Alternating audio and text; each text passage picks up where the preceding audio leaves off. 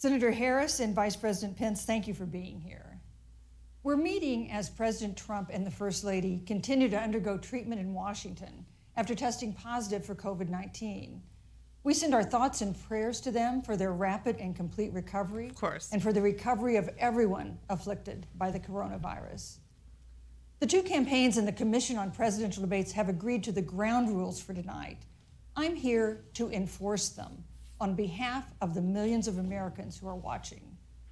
One note, no one in either campaign or at the Commission or anywhere else has been told in advance what topics I'll raise or what questions I'll ask.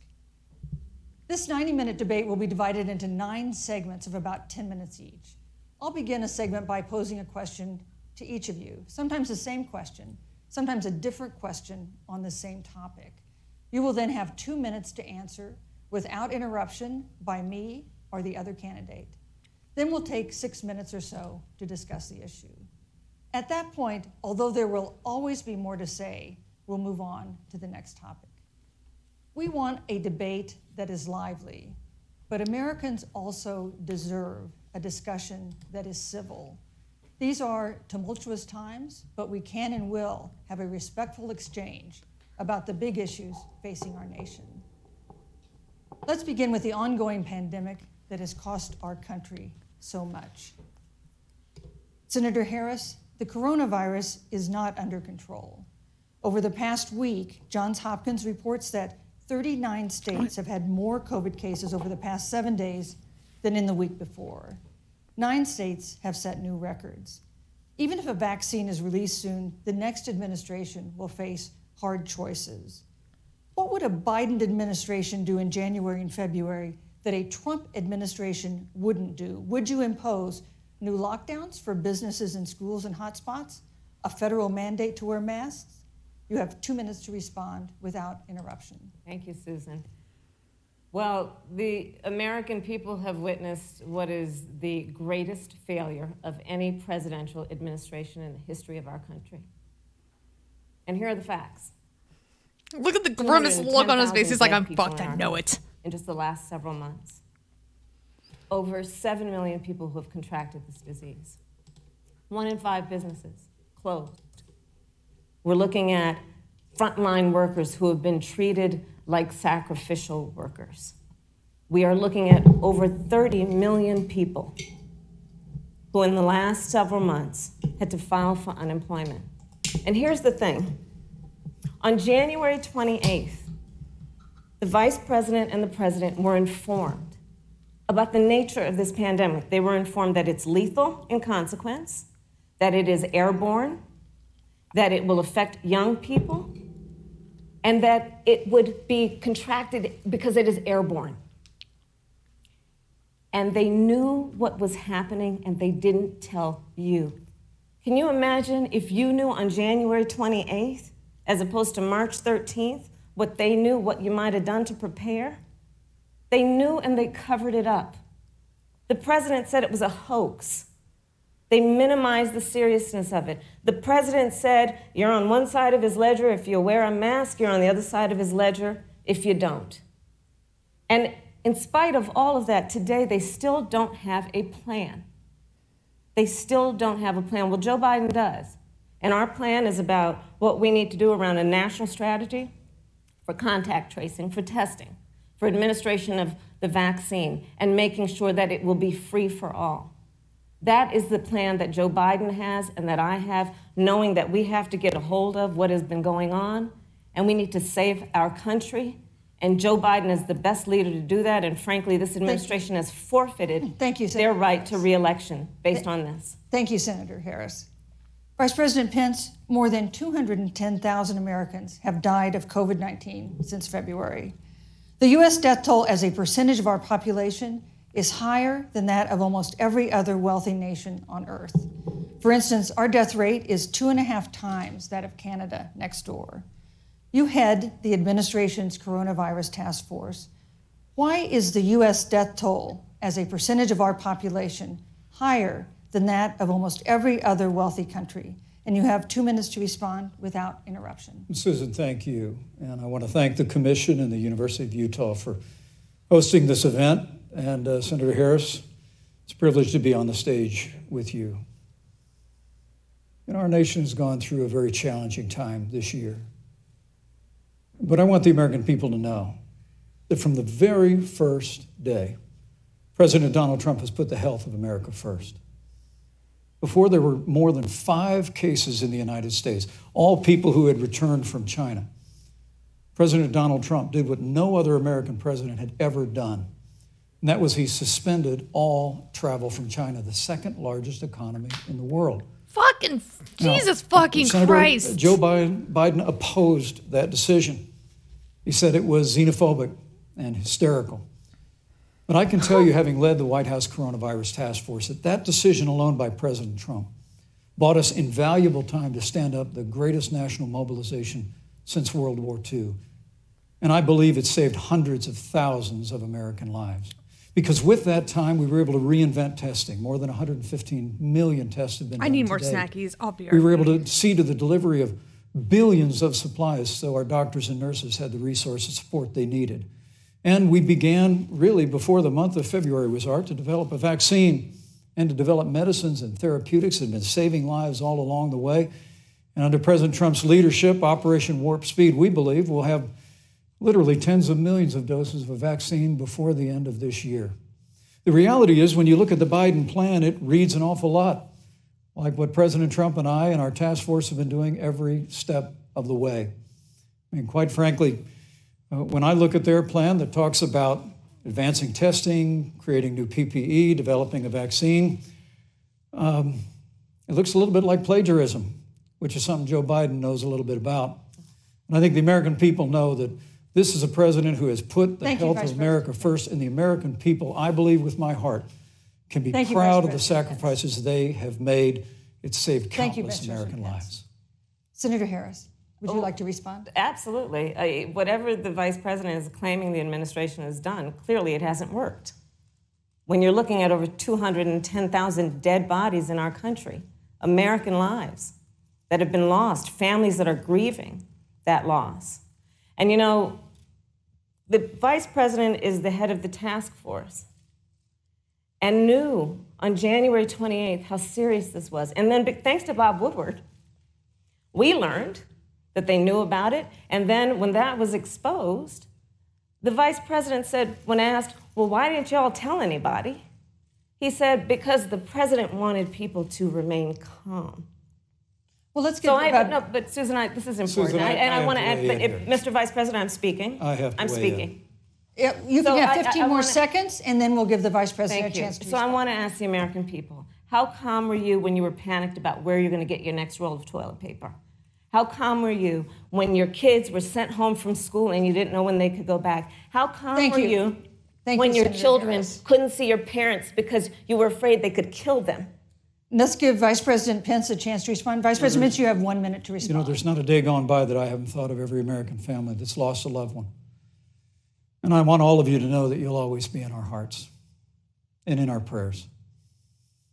But when you say what the American people have done over these last 8 months hasn't worked, that's a great disservice to the sacrifices the American people have made. The reality, if I may finish, Senator, the reality is Dr. Fauci said everything that he told the president in the Oval Office, the president told the American people. Now, President Trump, I will tell you, has boundless confidence in the American people, and he always spoke with confidence that we'd get through this together. But when you say it hasn't worked, when Dr. Fauci and Dr. Birx and our medical experts came to us in the second week of March, they said if the president didn't take the unprecedented step of shutting down roughly half of the American economy, that we could lose 2.2 million Americans.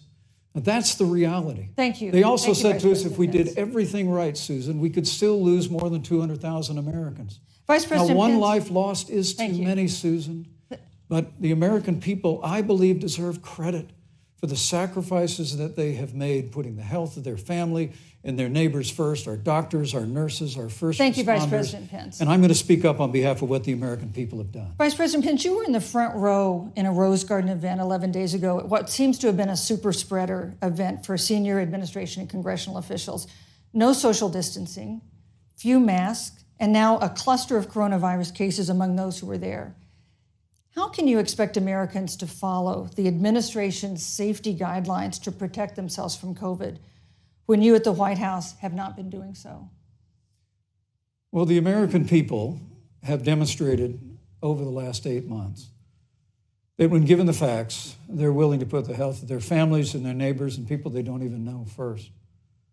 President Trump and I have great confidence in the American people and their ability to take that information and put it into practice. In the height of the epidemic, when we were losing a heartbreaking number of 2,500 Americans a day, we surged resources to New Jersey and New York and New Orleans and Detroit. We told the American people what needed to be done, and the American people made the sacrifices. When the outbreak in the Sun Belt happened this summer, again, Americans stepped forward. But the reality is the work of the President of the United States goes on. A vacancy on the Supreme Court of the United States has come upon us, and the President introduced Judge Amy Coney Barrett. Thank you, Vice President. At that, if I may say, that Rose Garden event, there's been a great deal of speculation about it. My wife Karen and I were there and honored to be there. Many of the people who were at that event, Susan, actually were tested for coronavirus, and it was an outdoor event, which all of our scientists regularly and routinely advise. The difference here is President Trump and I trust the American people to make choices in the best interest of their health. Joe Biden and Kamala Harris consistently talk about mandates, and not just mandates with the coronavirus, but a government takeover of health care, Thank you, the Green New Deal, all government control. We're about freedom and respecting the freedom of the American people. Let's talk about respecting the American people. You respect the American people when you tell them the truth. You respect the American people when you have the courage Which we've to be a always leader, done. speaking of those things that you may not want people to hear, but they need to hear so they can protect themselves. But this administration stood on information that if you had as a parent, if you had as a worker knowing you didn't have enough money saved up, and now you're standing in a food line because of the ineptitude of an administration that was unwilling to speak the truth to the American people. So let's talk about caring about the American people. The American people have had to sacrifice far too much because of the incompetence of this administration. It is asking too much of the people. Susan, we talked about Vice It is President asking Pence. too much of the people. That they would not be equipped with the information they need to help themselves to protect Susan, their parents President- and their I'm children. sorry. Kamala Harris, Senator Harris, I'm sorry. It's fine, I'm Kamala. No, you're Senator Harris to me. For life to get back to normal, Dr. Anthony Fauci and other experts say that most of the people who can be vaccinated need to be vaccinated. But half of Americans now say they wouldn't take a vaccine if it was released now.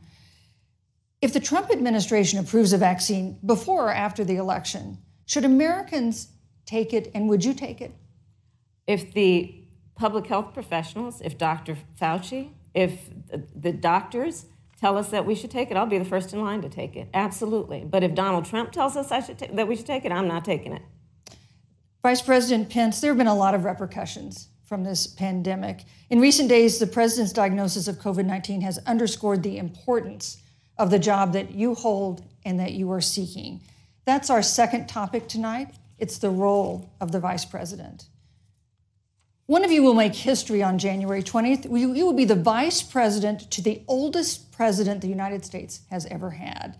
Donald Trump will be 74 years old on Inauguration Day. Joe Biden will be 78 years old. That already has raised concerns among some voters, concerns that have been sharpened by President Trump's hospitalization in recent days. Vice President Pence, have you had a conversation or reached an agreement with President Trump about safeguards or procedures when it comes to the issue of presidential disability? And if not, do you think you should? You have 2 minutes without interruption. Well, Susan, thank you, although I would like to go back. I think we need to move on to the issue but I would like to vice go back presidency. because the reality is that we're going to have a vaccine, Senator, in record time, in unheard of time, in less than a year. We have 5 companies in phase 3 clinical trials, and we're right now producing tens of millions of doses. So the fact that you continue to undermine public confidence in a vaccine, if the vaccine emerges during the Trump administration, I think is unconscionable. And Senator, I just ask you, stop playing politics with people's lives. The reality is that we will have a vaccine, we believe, before the end of this year. And it will have the capacity to save countless American lives. And your continuous undermining of confidence in a vaccine is it's just unacceptable. And let me also say, the reality is when you talk about failure in this administration, we actually do know what failure looks like in a pandemic. It was 2009. The swine flu arrived in the United States. Thankfully, it ended up not being as lethal as the coronavirus. But before the end of the year, when Joe Biden was vice president of the United States, not 7.5 million people contracted the swine flu. 60 million Americans contracted the swine flu. If the swine flu had been as lethal as the coronavirus, in 2009, when Joe Biden was vice president, we would have lost 2 million American lives. His own chief of staff, Ron Klain, would say last year that it was pure luck that they did, quote, everything possible wrong. And we learned from that. They left the strategic national stockpile empty. They left an empty and hollow plan, but we still learned from it. And I think the American people, I'm going to say again, can be proud of what we have done. And Senator, please stop undermining confidence in a vaccine. Senator Harris, let me ask you the same question that I asked Vice President Pence, which is, have you had a conversation or reached an agreement with Vice President Biden about safeguards or procedures when it comes to the issue of presidential disability? And if not, and if you win the election next month, do you think you should? You have 2 minutes uninterrupted.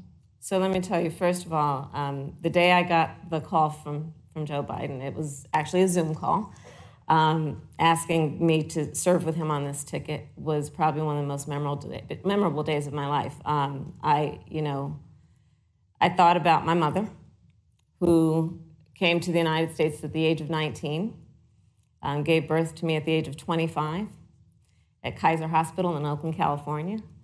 And the thought that I'd be sitting here right now, I know would make her proud, and she must be looking down on this. Joe and I were raised in a very similar way. We were raised with values that are about hard work, about the value and the dignity of public service, and about the importance of fighting for the dignity of all people. And I think Joe asked me to serve with him because, I have a career that included being elected the first woman district attorney of San Francisco, where I created models of innovation for law enforcement in terms of reform of the criminal justice system. I was elected the first woman of color and black woman to be elected Attorney General of the state of California, where I ran the second largest Department of Justice in the United States, second only to the United States Department of Justice. And there I took on everything from transnational criminal organizations to the big banks that were taking advantage of homeowners to for-profit colleges that were taking advantage of veterans. And then, of course, now I serve in the United States Senate as only the second black woman ever elected to the United States Senate. I serve on the Senate Intelligence Committee, where I've been in regular receipt of classified information about threats to our nation and hotspots around the world. I've traveled the world. I've met with our soldiers in war zones. And I think Joe has asked me to serve with him because he knows that we share a purpose which is about lifting up the American people. And after the 4 years that we have seen of Donald Trump unifying our country around our common values and principles. Thank you, Senator Harris. Neither President Trump nor Vice President Biden has released a sort of detailed health information that had become the modern norm until the 2016 election.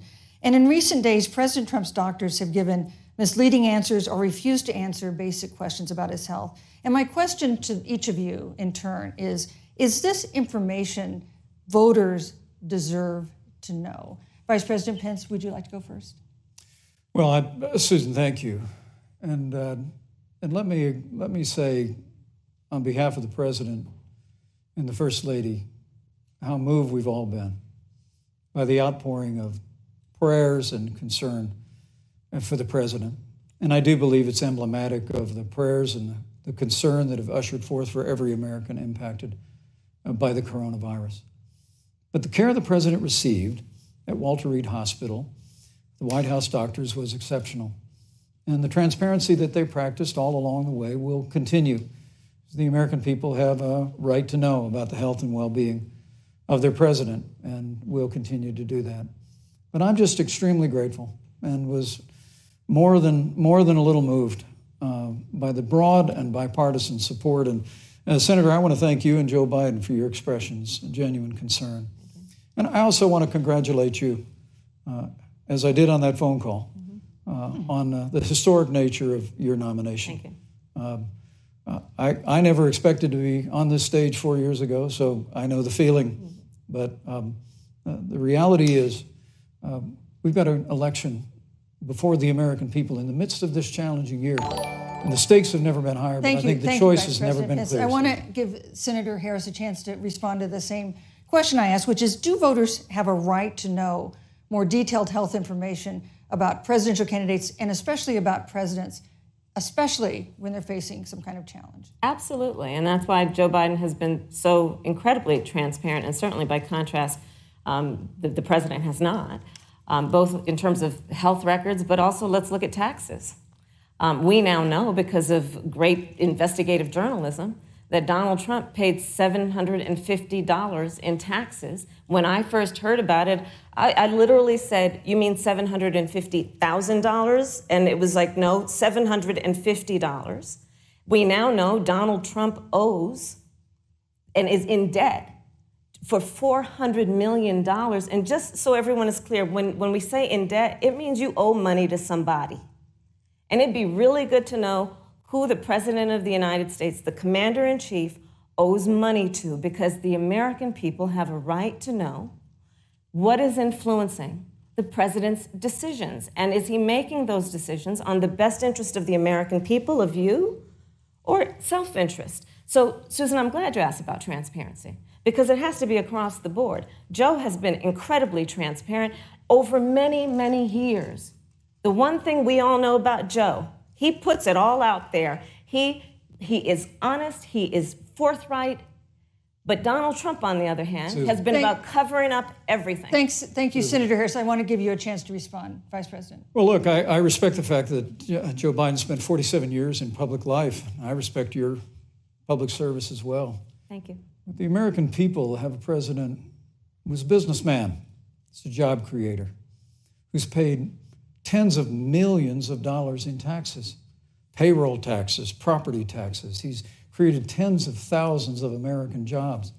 And the president said those public reports are not accurate. And the president's also released literally stacks of financial disclosures the American people can review just as the law allows. But the distinction here is that Joe Biden, 47 years in public service, compared to President Donald Trump, who brought all of that experience 4 years ago. Thank you, Vice and President. turned this economy around by cutting taxes, rolling back regulation, unleashing American energy, fighting for free and fair trade, and all of that's on the line if Joe Biden and Kamala Harris. You know, that's a good segue into our third topic, which is about the economy. This has been another aspect of life for Americans that's been so affected by this coronavirus. We have a jobs crisis brewing.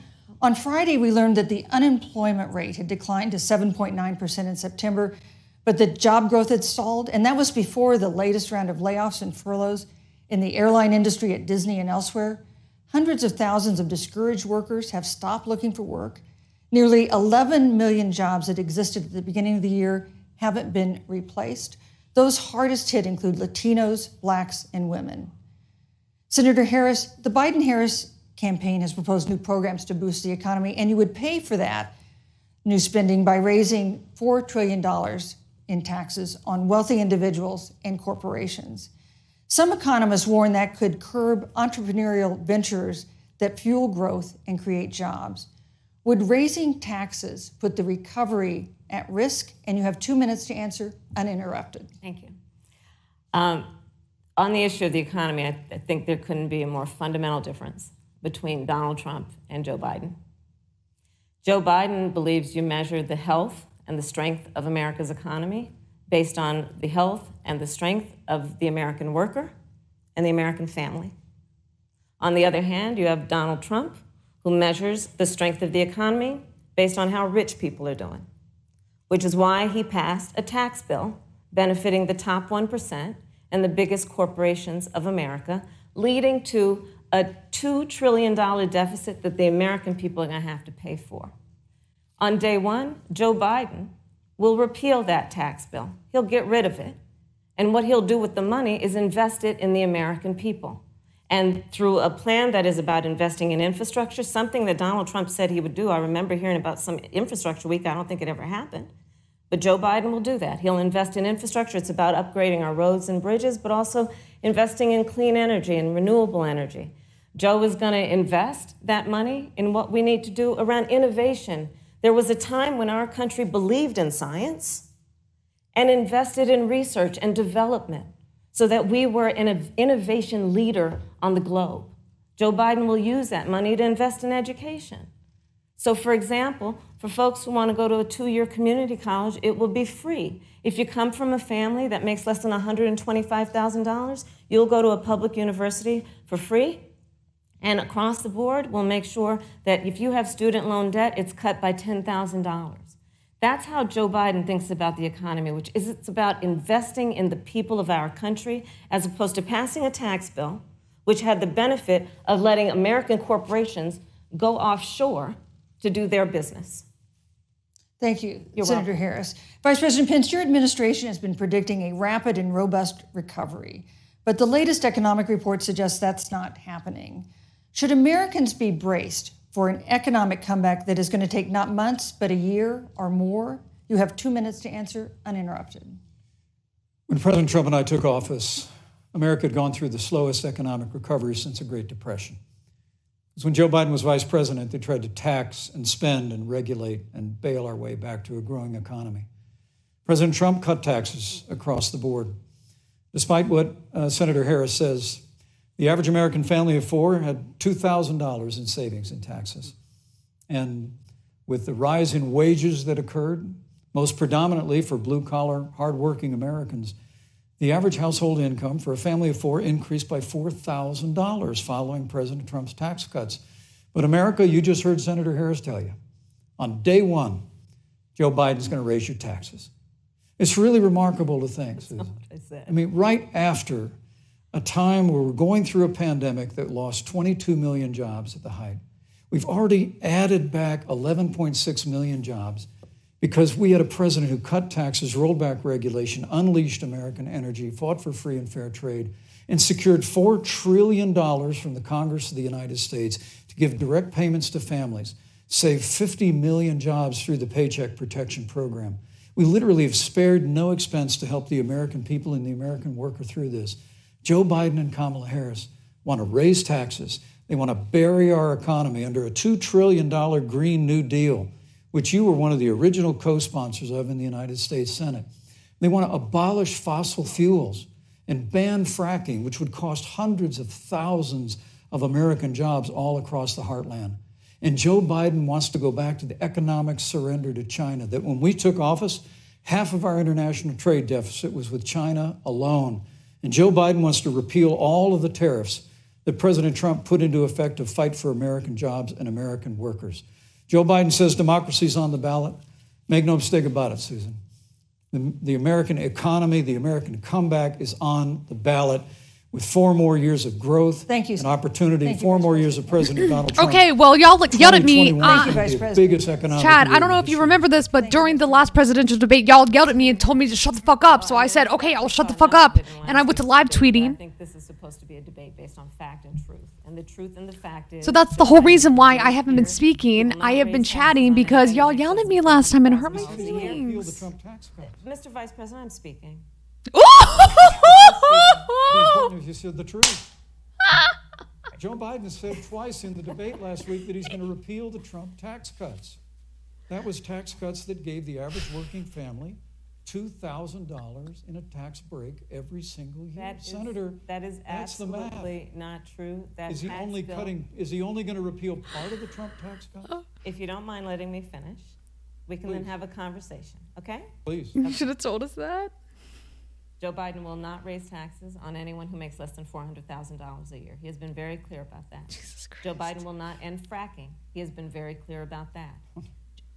Clip it, Joe CNN. Biden is the one who, during the Great Recession, was responsible for the Recovery Act that brought America back. And now the Trump-Pence administration wants to take credit when they rode the coattails of Joe Biden's success for the economy that they had at the beginning of their term. Of course, now the economy is a complete disaster. But Joe Biden, on the one hand, did that. On the other hand, you have Donald Trump, who has reigned over a recession that is being compared to the Great Depression.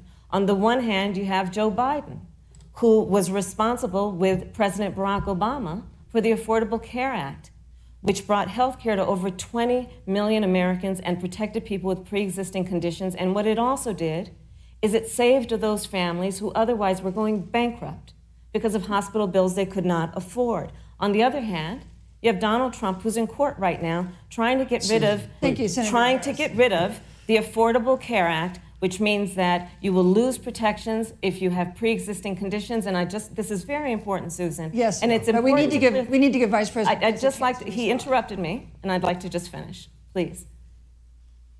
If you have a pre-existing condition, heart disease, diabetes, breast cancer, they're coming for you. If you love someone who has a pre-existing condition, they're coming for you. If you are under the age of 26 on your parents' coverage, they're coming for you. Senator Harris, thank you. You're welcome. Let me give you a chance to respond. Well, I hope we have a chance to talk about health care because Obamacare was a disaster. The American people remember it well. And President Trump and I have a plan to improve health care and to protect pre-existing conditions for every American. But look, Senator Harris, you're entitled to your own opinion, but you're not entitled to your own facts. You yourself said on multiple occasions when you were running for president that you would ban fracking. Joe Biden looked at a supporter in the eye and pointed and said, I guarantee that we will abolish fossil fuels. They have a $2 trillion version of the Green New Deal, Susan, that your newspaper, USA Today, said really wasn't that very different from the original Green New Deal. More taxes, more regulation, banning fracking, abolishing fossil fuel, crushing American energy, and economic surrender to China is a prescription for economic decline. President Trump and I will keep America growing. The V-shaped recovery that's underway right now will continue with 4 more years of President Donald Trump. Thank you very, very much, Vice President Pence. Once again, you've provided the perfect segue to a new topic, which is climate change. And Vice President Pence, I'd like to pose the first question. I think it's so funny because this year we've seen it's so funny because like Mike Pence is thinking that that is a win to make it appear like at least some members of Congress sitting in positions of power are taking climate change seriously. The community has concluded that man-made climate change has made wildfires bigger, hotter, and more deadly, and have made hurricanes wetter, slower, and more damaging. You have 2 minutes uninterrupted. Thank you, Susan. Well, first, I'm very proud of our record. This is brilliant. I'm sorry. On environment and on conservation. This is fucking brilliant because Mike Pence just had to describe the ways in which it was too expensive to implement a Green New Deal, and now he has to answer about the dangers of climate change, allowing the fossil fuel industry to thrive. This is perfect. A while ago, the president signed the Outdoors Act. It's the largest investment in our public lands and public parks in 100 years. So President Trump has made a commitment to conservation and to the environment. Now, with regard to climate change, the climate is changing. No. But the issue is, what's the cause and what do we do about it? President Trump has made it clear that we're going to continue to listen to the science. Now, Joe Biden and Kamala Harris would put us back in the Paris Climate Accord. They'd impose the Green New Deal, which would crush American energy, would increase the energy costs of American families in their homes, and literally would crush American jobs. And President Trump and I believe that the progress that we have made in a cleaner environment has been happening precisely because we have a strong free market economy. You know, what's remarkable is the United States has reduced CO2 more than the countries that are still in the Paris Climate Accord, but we've done it through innovation. No, that's not true at all. That's not true at all. Gas and China fracking, has just increased their carbon emissions per capita, which I know by Joe Biden says otherwise now, as you do. But the both of you relativity, repeatedly it seems committed like to abolishing the fossil USA fuel has and banning reduced their fracking. CO2, their And carbon so emissions. by creating the kind of American innovation, we're actually steering toward a stronger and better environment. With regard to wildfires, President Trump and I believe that forest management has to be front and center, and even Rake up them Governor leaves. Gavin Newsom from your state has agreed we've got to work on forest management. And with regard to hurricanes, the National Oceanic Administration tells us that actually as difficult You as think they this are, is boring? I don't there know. are no more I- hurricanes Thank today God than Kamala there were Harris is here. 100 years ago. I mean, say what you will Thank about you. But many Kamala, of but she's the keeping it climate interesting in my alarms opinion. use I'm sorry, your time. hurricanes Everyone and to rakes. wildfires We're going to save to the try climate. and Listen, we're going to stop save the the planet. We're going to the rake up the Green leaves New in Deal. California. Call And it a President day. Trump We're and I going to have save always it. put Come American on, everyone. jobs Move to and American California. workers Get in here. Senator Get in Harris, here. as the Vice Grab your President mentioned, you rakes and co-sponsored the let's Green do New this. Deal in Forest Congress. management. But Vice President Biden said in last week's debate that he does not support the Green New Deal. But if you look at the Biden-Harris campaign website, it describes the Green New Deal as a crucial framework. What exactly would be the stance of a Biden-Harris administration toward the Green New Deal? You have 2 minutes uninterrupted. Sure. So, first of all, I will repeat, and the American people know, that Joe Biden will not ban fracking. That is a fact. That is a fact. I will repeat that Joe Biden has been very clear that he thinks about growing jobs, which is why he will not increase taxes for anyone who makes less than $400,000 a year. Joe Biden's economic plan, Moody's, which is a reputable Wall Street firm, has said will create 7 million more jobs than Donald Trump's. And part of those jobs that will be created by Joe Biden are going to be about clean energy and renewable energy. Because you see, Joe understands that the west coast She just of our lost the country radical is burning, left. including my home state of California. Joe sees what is happening on the Gulf states, which are being battered by storms. Joe has seen and talked with the farmers in Iowa, whose entire crops have been destroyed because of floods. And so Joe believes, again, in science. I'll tell you something, Susan. If served you when I believe first in got to the science, Senate then ban on fracking. the committee that's All responsible right? for the environment. Do you know this Jesus. administration Any nicer? took the word science off the website Sorry, Chad. and then took the phrase climate change off the website? We have seen a pattern with this administration, which is they don't believe in science. And Joe's plan is about saying we're going to deal with it, but we're also going to create jobs. Donald Trump, when asked about the wildfires in California, and the question was, the science is telling us this, you know what Donald Trump said? Science doesn't know. So let's talk about who is prepared to lead our Trying country too hard to pull in. over I don't the think course so. of the next 4 years. I don't think so. On Y'all what saw is that an Fox video. existential threat to us as human Hardworking beings. and blue-collar Joe is about Americans saying we're going to rely on invest that in fracking. renewable energy, And which they is going to are be about the creation blue. of They millions are of jobs. they are in We blue will states, achieve and they vote net, Democrat. zero but it's emissions all they by know. 2050, Fracking is all they carbon know neutral by across 2035. multiple Joe places, has a multiple plan. states. We This can has get been into a lot that. of talk from the Trump The reason why they're administration not going to really give has up been to go fracking because that backward is instead of political forward. suicide right we now. will also re-enter All the right? climate agreement with pride. Senator Harris just said that climate change is an existential threat. Vice President Pence, do you believe that climate change poses an existential threat? As I said, Susan, the climate is changing. We'll follow the science.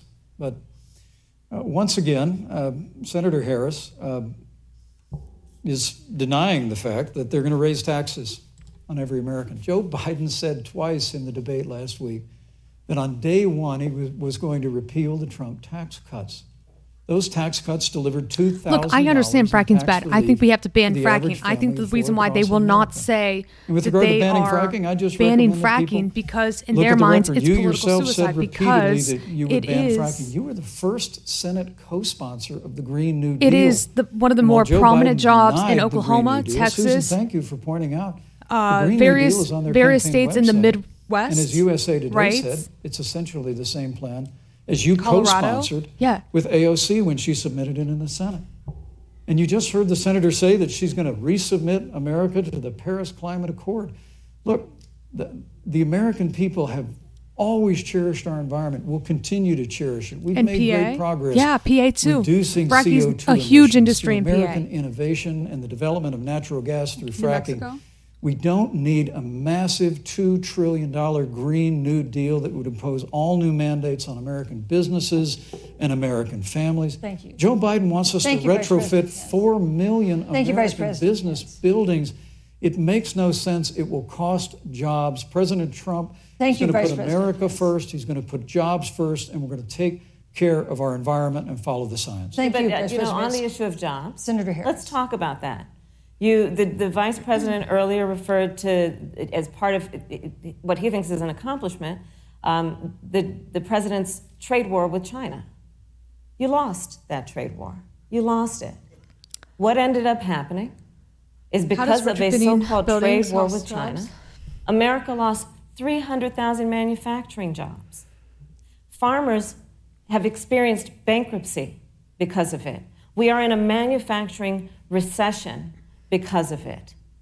And when we look at where this administration has been, there are estimates that by the end of the term of this administration, they will have lost more jobs than almost any other presidential administration. Susan. And the American people know what I'm talking about. Susan? You know. He's like I snitching. think about Susan. 20-year-olds. You know, we have a 20-year-old, a 20-something-year-old who are coming out of high school and college right now, and you're wondering, is there going to be a job there for me?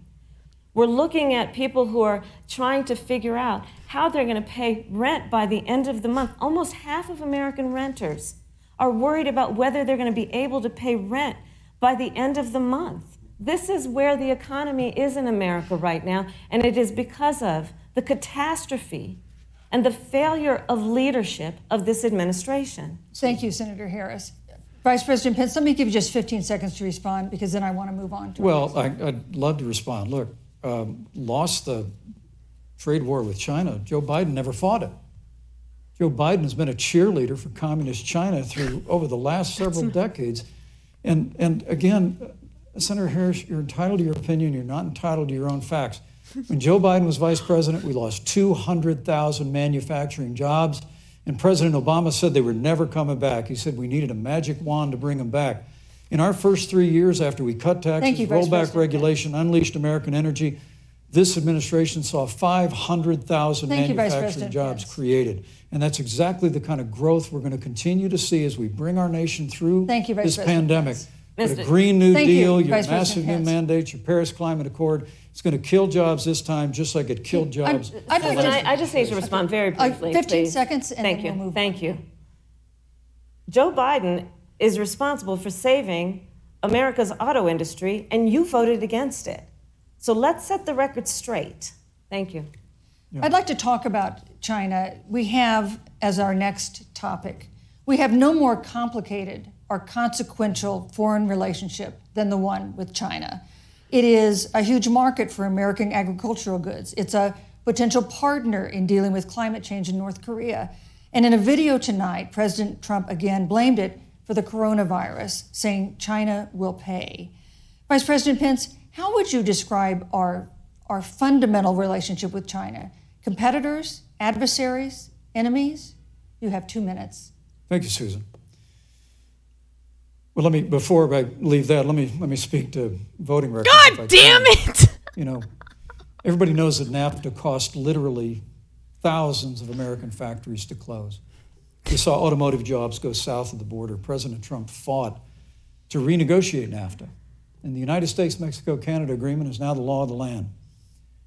American people deserve to know Senator Kamala Harris was one of only 10 members of the Senate to vote against the USMCA. It was a huge win for American auto workers. It was a huge win for American farmers, especially dairy in the upper Midwest.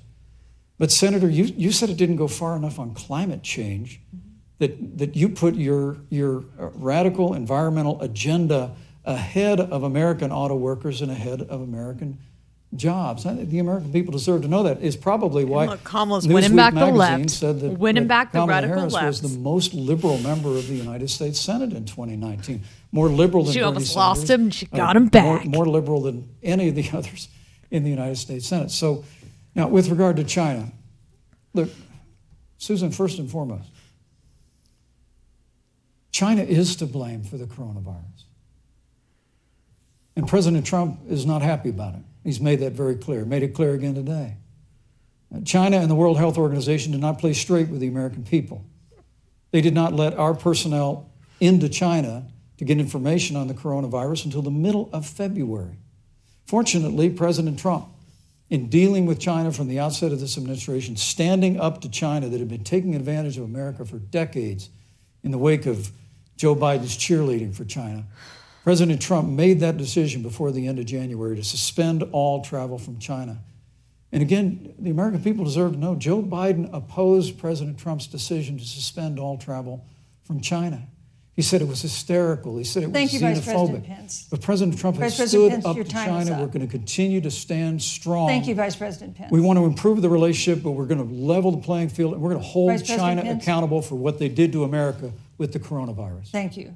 Senator Harris, let me ask you the same question that I asked the Vice I like President. how, like, How Mike would you Pence keeps on describe reiterating our this point, fundamental like, relationship with China? Are Donald we Trump wouldn't be competitors, responsible for over 200,000 deaths adversaries, if enemies? those You'll people have from 2 China didn't minutes come in and uninterrupted. spread the disease. Susan, The preemptive measure here was Trump to cut off travel to administration's China. It's not our fault that perspective they got approach through to and China that has this led resulted to in the now loss of over American 200,000 lives, deaths. Like, I love he keeps on American hammering jobs, this point and as if it makes a America's difference. standing. Coronavirus is here, and his failure to There's address a weird obsession coronavirus is that the issue. President Trump has had with getting rid of whatever accomplishment was achieved by President Obama and Vice President Biden.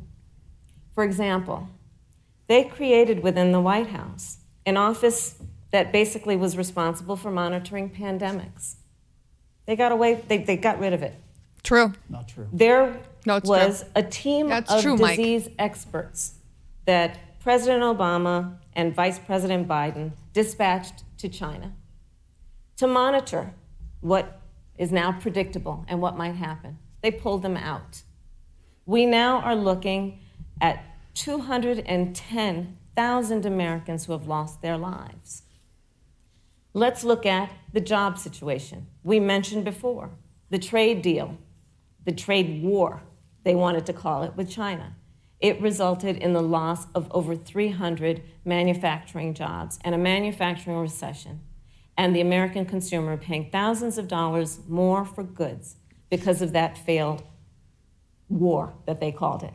Then let's talk about standing. Pew, a reputable research firm, has done an analysis that shows that leaders of all of our formerly allied countries have now decided that they hold in greater esteem and respect Xi Jinping, the head of the Chinese Communist Party, than they do Donald Trump, the President of the United States, the Commander-in-Chief of the United States. This is where we are today because of a failure of leadership by this administration.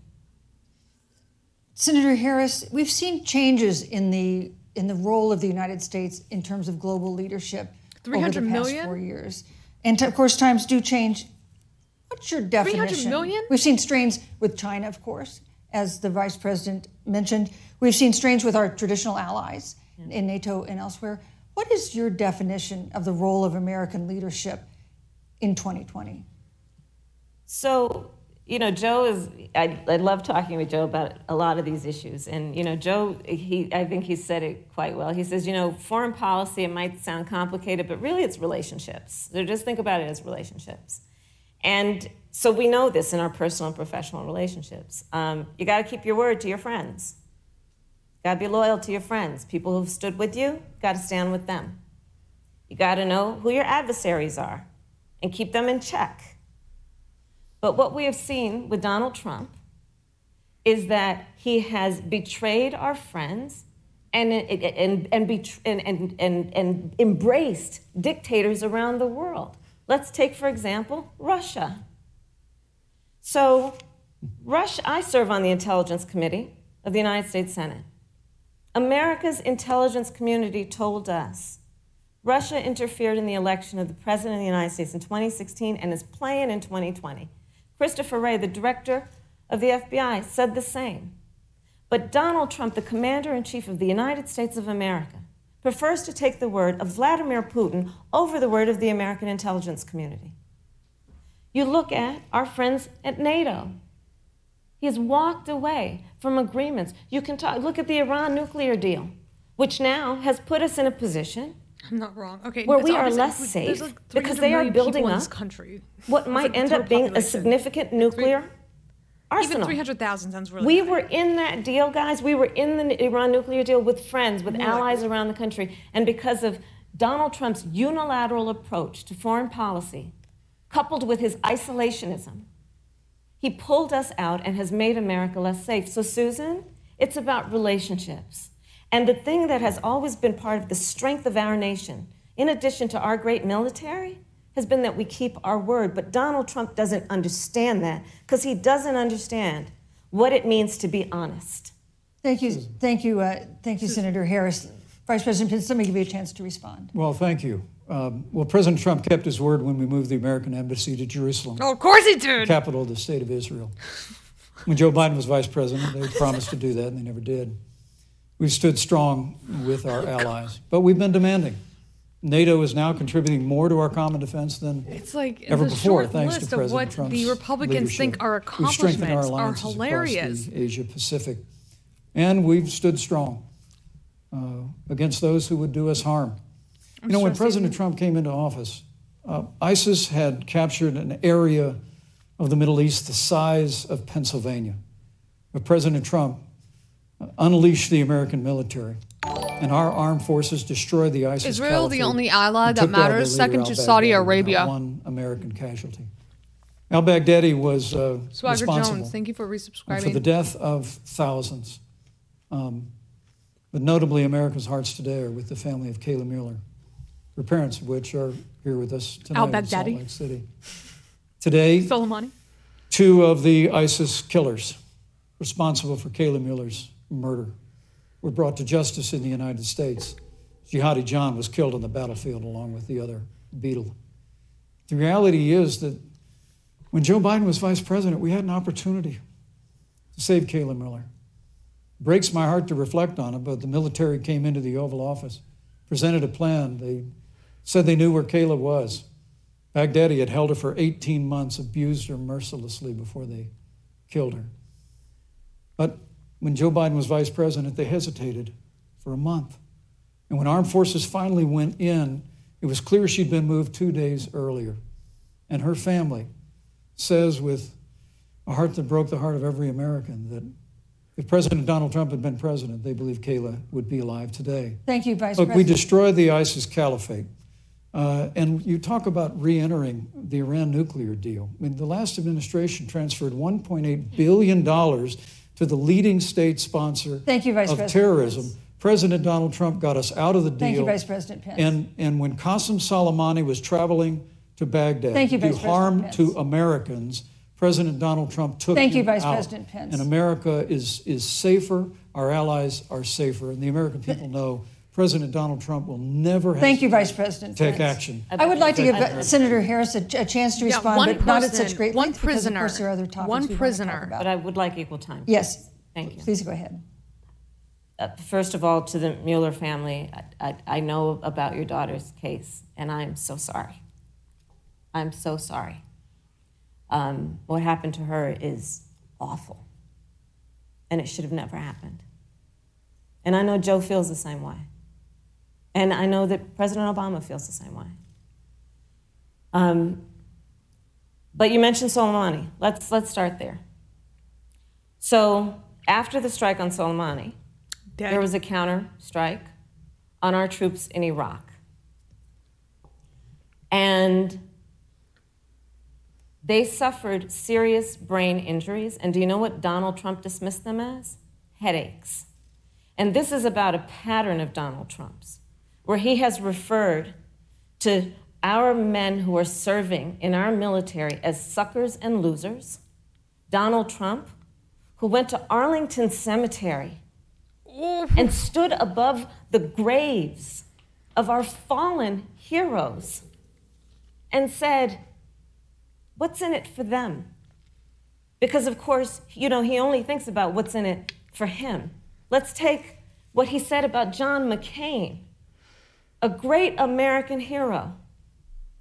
And Donald Trump says, He doesn't deserve to be called a hero because he was a prisoner of Oh, war. Mike Pence is like, I'm Take- fucked, and I'm this is- fucked, this I'm is fucked. Very important. I didn't When see you this wanna one talk coming. about Who is the current commander-in-chief and what they Yeah, care fuck about John and what McCain, they but don't honestly. care about. Public Kamala reporting Harris that knows. Russia had bounties knows on when the to bring up heads John McCain. Of course, John of McCain was like American the most soldiers. prominent And you know never what a Trump bounty Republican. is? She It's is going somebody puts a to pay price on tribute your to head, him. and they will pay it for this if very you are reason. killed. And Donald Trump had talked at least 6 times to Vladimir Putin and never brought up the McCain? subject. Joe Dead? Biden would never do that. Thank Joe you. Biden would, but Joe Biden Yeah.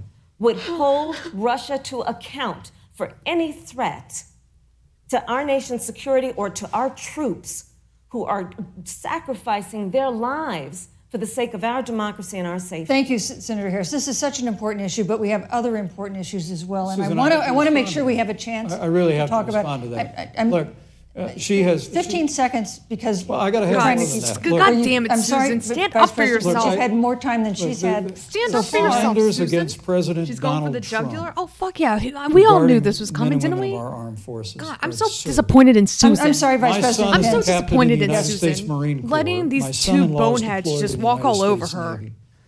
I can assure all of you, with sons and daughters serving in our military, President Donald Trump not only respects but reveres all of those who serve in our armed forces, and any suggestion otherwise is ridiculous. But Let thank me you, also Vice say President Pence. the Vice American President Pence, people deserve- you know, Susan, Vice the American President people Pence, deserve I didn't, to know Vice President that- Pence, I did not, that you excuse can't me. deny. Susan, the I did American not people think deserve this to is know so good, Maury Joe Povich. Biden Your and Trump- campaigns agreed to the rules for tonight's I- debate with the Commission on Presidential Debates. I'm here to enforce them, which involves moving from coming one back, by topic the to way. another, Heard it. giving roughly equal time to both of you, Go right which ahead. is what I'm trying very hard to do. Go right ahead. So I want to go ahead and move to the next topic, which is an important one, as the last topic was, and that is the Supreme Court. On Monday, the Senate Judiciary Committee is scheduled to open hearings on Amy Coney Barrett's nomination to the Supreme Court. Senator Harris, you'll be there as a member of the committee. Her confirmation would cement the court's conservative majority and make it likely open to more abortion restrictions, even to overturning the landmark Roe v. Wade ruling. Access to abortion would then be up to the states. She just gave. Vice She President just Pence, gave Pence you're the the former side governor eye. of Indiana. If Roe v. Wade is overturned, what would you want Indiana to do? Would you want your home state? Oh, God, to we already ban talked about what he all wants to do, abortions? Chad. You have 2 minutes, uninterrupted. Of course, he wants Well, to thank ban you for the abortions. question, but He wants I'll to use take a it little a bit of step- my time to a step respond to further. that very God. important issue before. The American people deserve to know Qasem Soleimani, the Iranian general, was responsible for the death of hundreds of American service members. When the opportunity came, we saw him headed to Baghdad to kill more Americans. President Trump didn't hesitate.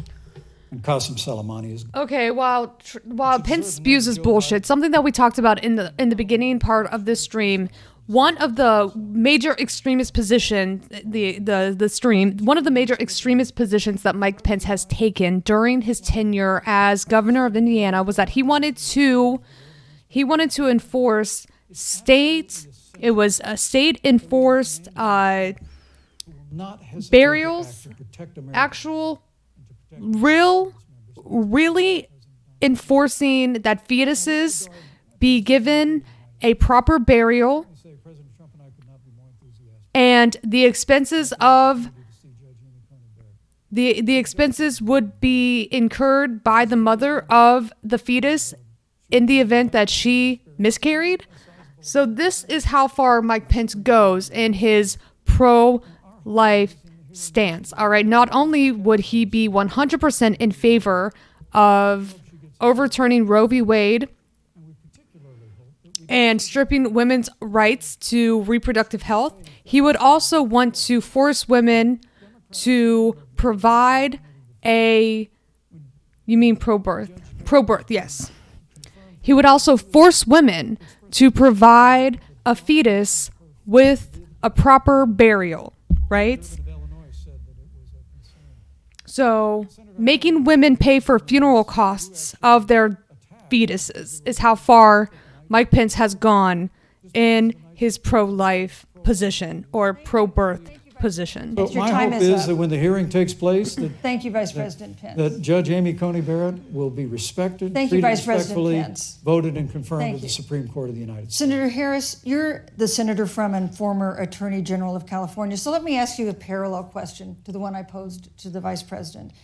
If Roe v. Wade is overturned, what would you want California to do? Would you want your home state to enact no restrictions on access to abortion? And you have 2 minutes uninterrupted. Thank you, Susan. First of all, Joe Biden and I are both people of faith, and it's insulting to suggest that we would knock anyone for their faith. And in fact, Joe, if elected, will be only the second practicing Catholic as President of the United States. On the issue of this nomination, Joe and I are very clear, as are the majority of the American people. We are 27 days before the decision about who will be the next president of the United States. Pence And looks before, possessed. when this conversation has come up, it's been about election year or election time. We're literally in an election. Over 4 million people have voted. People are in the process of voting right now. And so Joe has been very clear, as the American people are.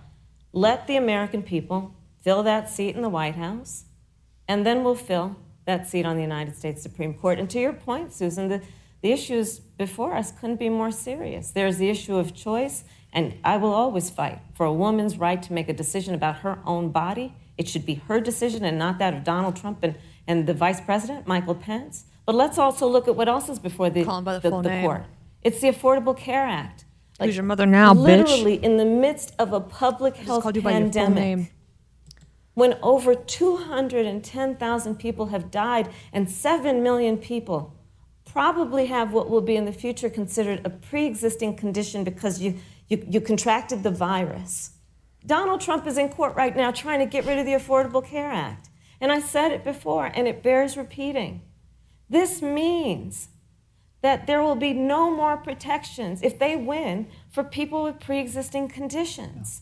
This means that over 20 million people will lose your coverage.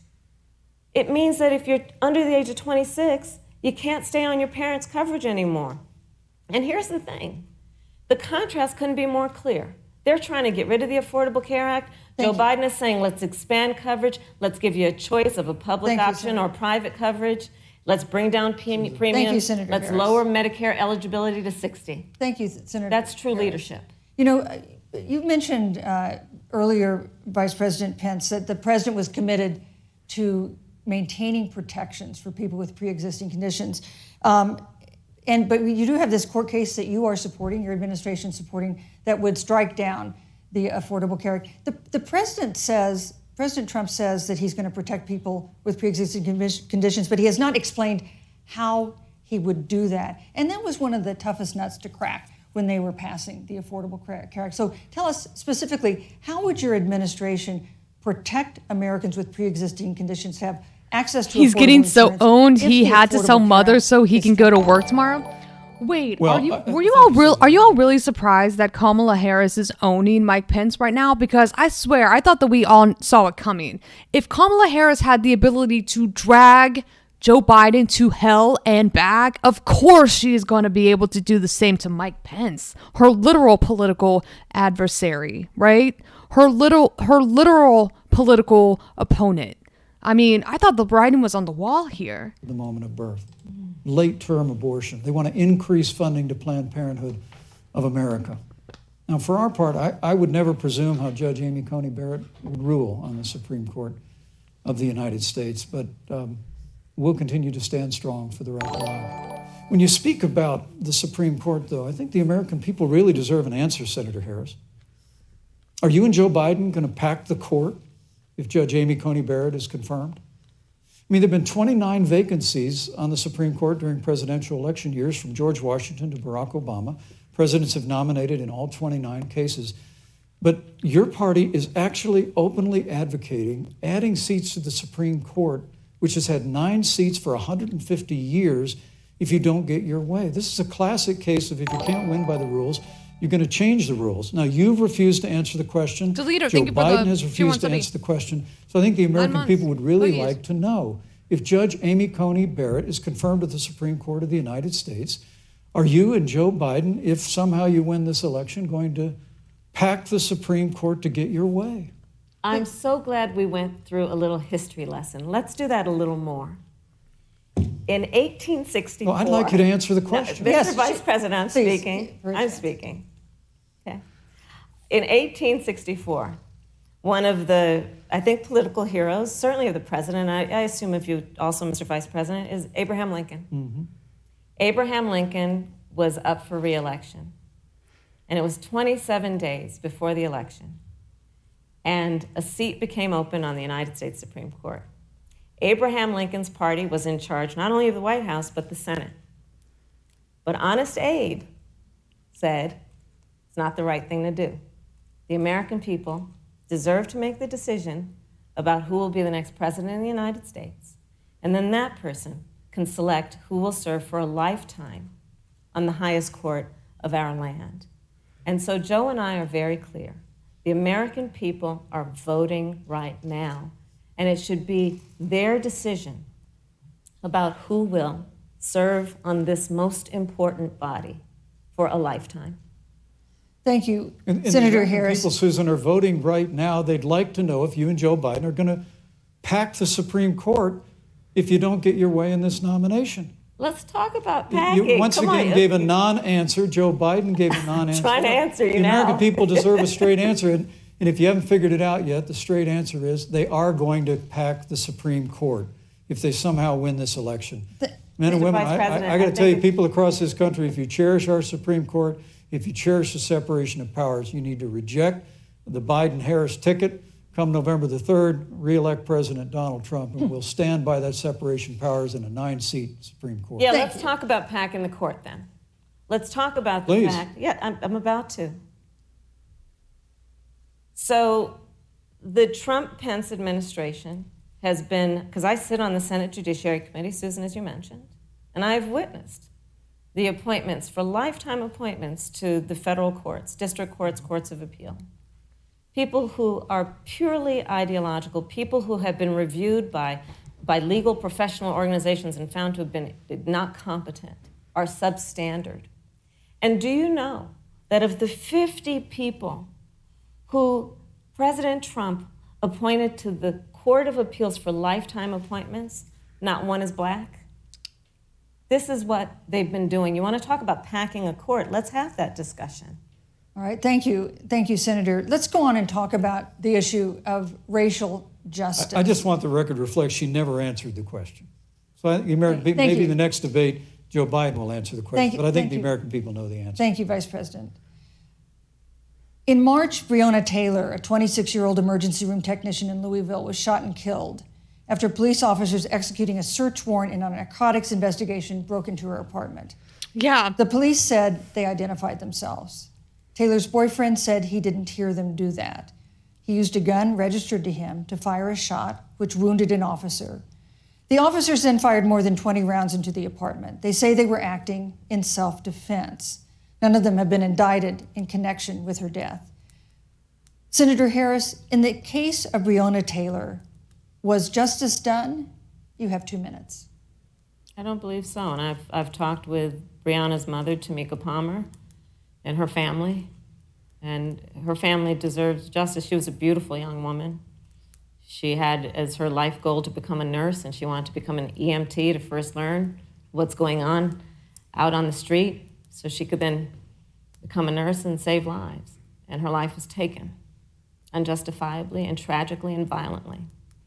And it brings me to, the 8 minutes and 46 seconds that America witnessed, during which an American man was tortured and killed under the knee of an armed, uniformed police officer.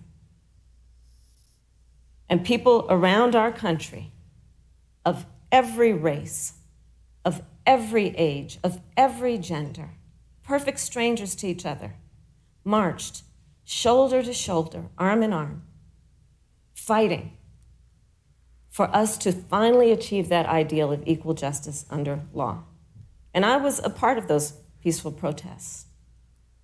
And I believe strongly that, first of all, we are never going to condone violence, but we always must fight for the values that we hold dear, including the fight to achieve our ideals. And that's why Joe Biden and I have said on this subject, look, and I'm a former career prosecutor. I know what I'm talking about. Bad cops are bad for good cops. We need reform of our policing in America and our criminal justice system, which is why Joe and I will immediately ban chokeholds and carotid holds. George Floyd would be alive today if we did that. We will require a national registry for police officers who break the law. All right, don't act We so will, on the surprised that issue of cop criminal Malad justice does reform, not denounce every single get cop. rid of private prisons and cash bail. Nobody And we will should be decriminalize marijuana. sorry. And Thank you, Senator Harris. we will expunge the records of those who have Thank you, been Senator convicted Harris. of marijuana. This is Thank a you, time Senator for Harris. leadership on a tragic, tragic issue Senator Harris, of your time unarmed is up. black people in America who Thank have been you, Senator killed. Harris. Vice President Pence, let me pose the same question to you. In the case of Breonna Taylor, was justice done? You have 2 minutes, uninterrupted. Well, our heart breaks for the loss of any innocent American life. And the family of Breonna Taylor has our sympathies. But I trust our justice system, a grand jury that refused the evidence. And it really is remarkable that as a former prosecutor, you would assume that an impaneled grand jury looking at all the evidence got it wrong. But you're entitled to your opinion, Senator. I think, look, and with regard to The George grand Floyd, jury there's did not no even excuse for bring what happened to George forward Floyd. And justice murder will be charges. served. There was no indictment to be But made. there's also no excuse for the rioting and looting. And this that happens followed. all the time. I mean, AGs in it various really is states decide astonishing. not to bring Flora Westbrook forward is with us here tonight in murder Salt Lake charges. City. Just a few weeks ago, I stood at what used to be her salon. Was burned to the ground by rioters and looters. And Flora is still trying to put her life back together. And I must tell you, this presumption that you hear consistently from Joe Biden and Kamala Harris, that America is systemically racist, and that, as Joe Biden said, that he believes that law enforcement has an implicit bias against minorities, is a great insult to the men and women who serve in law enforcement. And I want everyone to know who puts on the uniform of law enforcement every day that President Trump and I stand with you.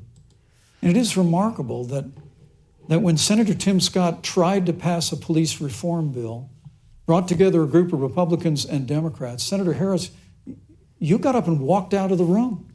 And then you filibustered Senator Tim Scott's bill on the Senate floor that would have provided new accountability, new resources. Look, we don't have to choose between supporting law enforcement, improving public safety, and supporting our African American Thank you, neighbors Vice and all of President. our minorities. What's in Mike Under Pence's President hair? Trump's leadership, Thank you, we'll Vice President, always yes. stand with law enforcement, and we'll do What is we this? did Vice from President day Pence, one, and thank that you. is Your time improve is the up. lives of African Americans. I'm like, what? Thank you, Vice Record President unemployment, record Vice investments in President Pence, your time education, is and we'll up. fight for school choice for all of our members. Thank you, Vice I'd President. like to respond. Senator Harris. I will not sit here and be lectured by the Vice President Zoom and on what it enhance. means to enforce the laws of our country. I am the only one on this stage who has personally He's so prosecuted dead on the inside. He everything is from child bringing sexual in assault to flies. homicide. Oh my God, it's still there. I'm Get the it. only one Somebody on get this it. stage who has Somebody prosecuted get the it. big banks for taking advantage of America's homeowners. I am the only one on this stage who prosecuted for-profit colleges for taking advantage of our veterans. No one tell And the him. reality of this is that we are talking about an election in 27 days, where last week the President of the United States took a debate stage in front of 70 million Americans and refused to condemn white supremacists. This is perfect. Thank you, supply And- side Jesus. It wasn't like he didn't have a chance. And He Kamala didn't Harris do it, sees it. and then It's he like, doubled yes. down. And then he said, when pressed, stand back. Kamala Harris Stand is by. dying right now. And this is a part of a pattern of Donald Trump's. He called Mexicans rapists and Okay, criminals. that's not funny, but He instituted as his first act a Muslim ban. He, on the issue of Charlottesville, where people were peacefully protesting the need for racial justice, where a young woman was killed. And on the other side, there were neo-Nazis carrying tiki torches, shouting racial epithets, anti-Semitic slurs. And Donald Trump, when asked about it, said there were fine people on both sides. This is who we have as the President of the United States. In America, you deserve better. Joe Biden will be a president who brings our country together. Senator Harris. And the Pence fly recognizes memes. the beauty in our diversity and the fact that we Senator all Harris, have thank so you. much more in common than what separates us. Vice President Pence, let me give you a minute to respond. Thank you, Susan. I appreciate that very much.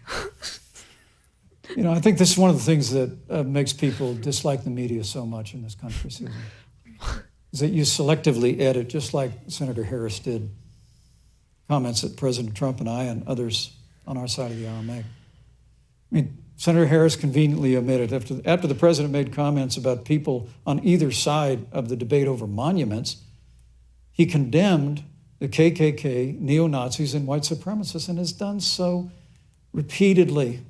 You're concerned that he doesn't condemn neo-Nazis. President Trump has Jewish grandchildren. His daughter and son-in-law are Jewish. This is a president who respects and cherishes all of the American people.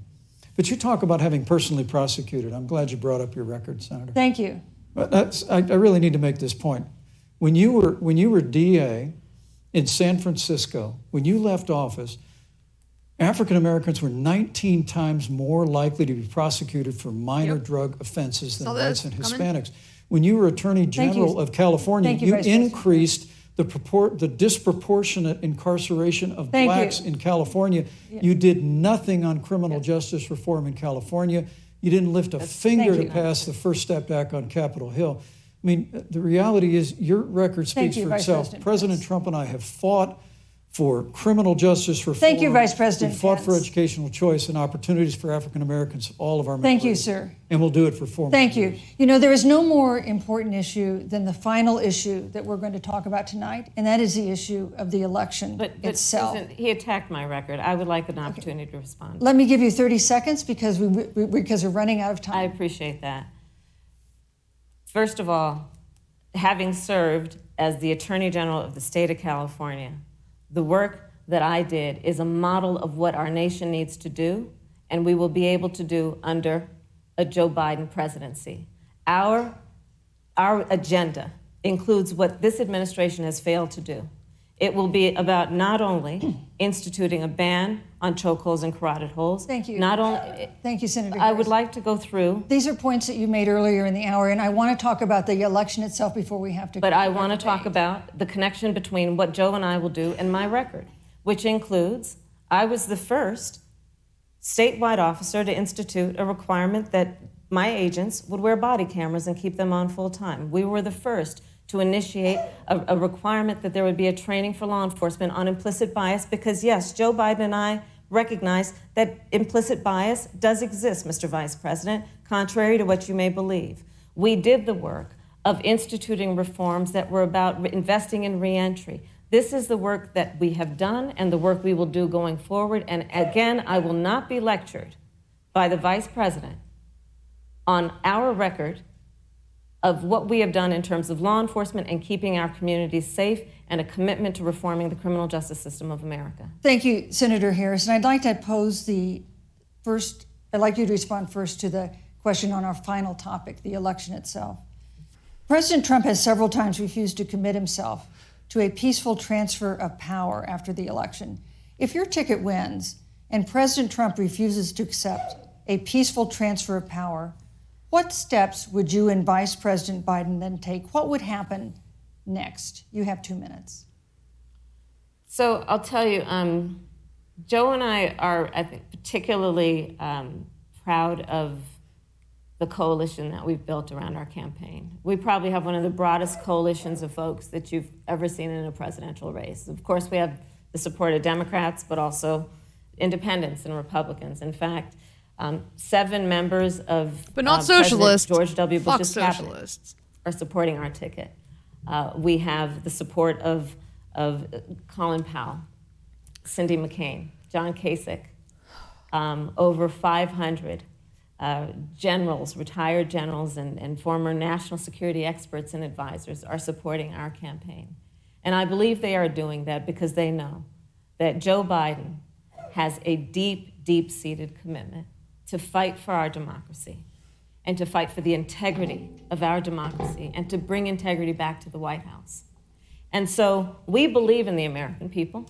We believe in our democracy. And here's what I'd like to say to everybody. Vote.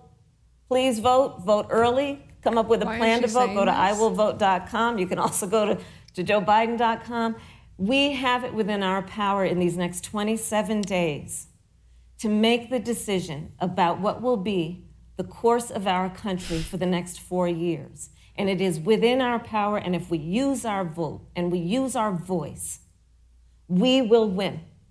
And we will not let anyone subvert our democracy with what Donald Trump has been doing, as he did on the debate stage last week, when again in front of 70 million people, he openly attempted to suppress the vote. Joe Biden, on the other hand, on that same debate stage, because clearly Donald Trump doesn't think he can run on a record because it's a failed record, Joe Biden on that stage said, hey, just please vote. So I'll repeat what Joe said. Please vote. Thank you, Senator. Vice President Pence, President Trump has several times refused to commit himself to a peaceful transfer of power after the election. If Vice President Biden is declared the winner and President Trump refuses to accept a peaceful transfer of power, what would be your role and responsibility as vice president? What would you personally do? You have 2 minutes. Well, Susan, first and foremost, I think we're going to win this election. Because while Joe Biden and Kamala Harris rattle off a long litany of the establishment in Washington, D.C., an establishment that Joe Biden's been a part of for 47 years, President Donald Trump has launched a movement of everyday Americans from every walk of life. And I have every confidence that those same Americans that delivered that historic victory in 2016, they see this president's record where we rebuild our military, we revived our economy through tax cuts and rolling back regulation, fighting for fair trade, unleashing American energy. We appointed conservatives to our federal courts at every level. And we stood with the men and women of law enforcement every single day. And I think that movement of Americans has only grown stronger in the last 4 years. But when you talk about accepting the outcome of the election, I must tell you, Senator, your party has spent the last 3.5 years trying to overturn the results of the last election. It's amazing. When Joe Biden was vice president of the United States, the FBI actually spied on President Trump and my campaign. Oh, I mean, there were documents released this week that the CIA actually made a referral to the FBI documenting that those allegations were coming from the Hillary Clinton campaign. And of course, we've all seen the avalanche, what I'm going to reignite these conspiracy theories to try to hide the fact that I am part of an administration that is Senator Harris, you and your colleagues in the actively rigging this election. Impeach the President of the United States over Susan, make him answer the question. And now Hillary Clinton has actually said to Joe Biden that in her words, under no circumstances should he concede the election. So let me just say, I think we're going to win this election. President Trump and I are fighting every day in courthouses to prevent Joe Biden and Kamala Harris from changing the rules and creating this universal mail-in voting that will create a massive opportunity for voter fraud.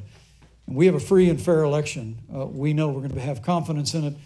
And I believe in all my heart that President Donald Trump's going to be reelected for 4 more years. You know, I've written all the questions that I've asked tonight, but for the final question of the debate, I'd like to read a question that someone else wrote. The Utah Debate Commission asked students in the state to write essays about what they would like to ask you. And I want to close tonight's debate with the Brown. She's an 8th grader at Springville Junior High in Springville, Utah. And here's what she wrote, quote, "When I watch the news, all I see is arguing between Democrats and Republicans. When I watch the news, all I see is citizen fighting against citizen. When I watch the news, all I see are 2 candidates from opposing parties trying to tear each other down. If our leaders can't get along, how are the citizens supposed to get along?" And then she added, "Your examples could make all the difference to bring us together, end quote. So to each of you in turn, I'd like you to take 1 minute and respond to Brecklin. Vice President Pence, you have 1 minute. Brecklin, it's a wonderful question. And let me just commend you for taking an interest in public life. I started following the news when I was very young. Okay. And in America, we believe in a free and open exchange of debate. And we celebrate that. And it's how we've created literally the freest and most prosperous nation in the history of the world. I would tell you that don't assume that what you're seeing on your local news networks is synonymous with the American people. You know, I look at the relationship between Justice Ruth Bader Ginsburg, the late justice who we just lost from the Supreme Court, and the late Justice Antonin Scalia. They were on polar opposites on the Supreme Court of the United States, one very liberal, one very conservative. But what's been learned since her passing was the two of them and their families were the very closest of friends. I mean, here in America, we Who can won this disagree. debate? We can The debate Fly won the vigorously, as debate Senator hands Harris and I down, have but Kamala on this Harris stage is tonight. definitely second. But Definitely when the second. debate is over, we come together as Americans. And that's what people do in big cities and small towns all across this There's country. already a I just want fucking to Twitter. encourage you, Brecklin. I want to tell you that For the fucking we're Fly going to work on every day Mike to have government as Pence. good as our people. And the American There's a people each Twitter and account. every day love a good debate. We love a good argument. But we always come together and are always there for one another Thank you, in Vice times of President. need. And we've especially learned that Thank you, through Mr. the Vice President. difficulties of this year. Senator Harris, what would you say to Brecklin? First of all, I love hearing from our young leaders. And when I hear Justice her Roy words, G. when I Biff. hear your words, Brecklin, I know our future is bright because it is that perspective on who we are and who we should be that is a sign of leadership and is something we should all aspire to be. And that, that brings me to Joe. Joe Biden, one of the reasons that Joe decided to run for president is after Charlottesville, which we talked about earlier.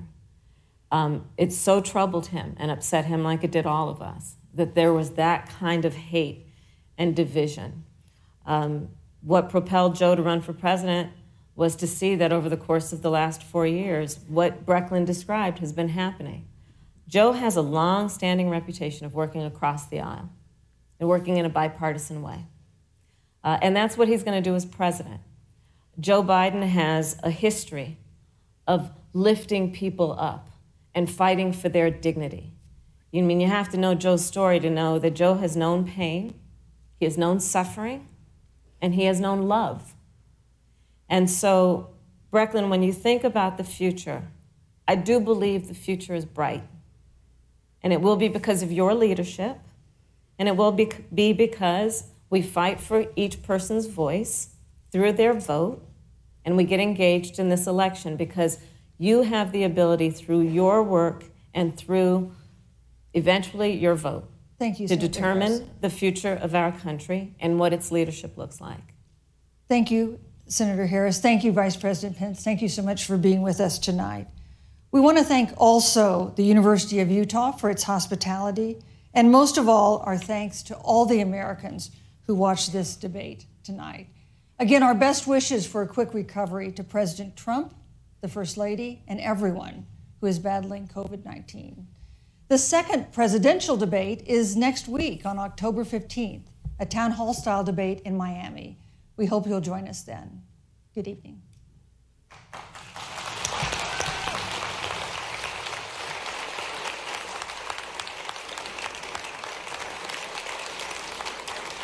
What a waste of time.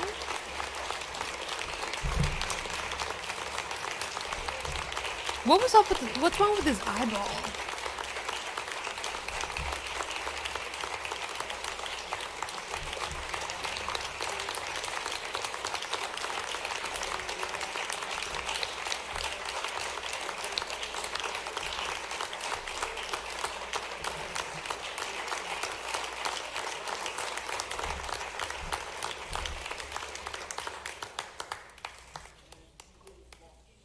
Pink eye is a Rona syndrome? I don't know about that. I don't know if that's true. Is it?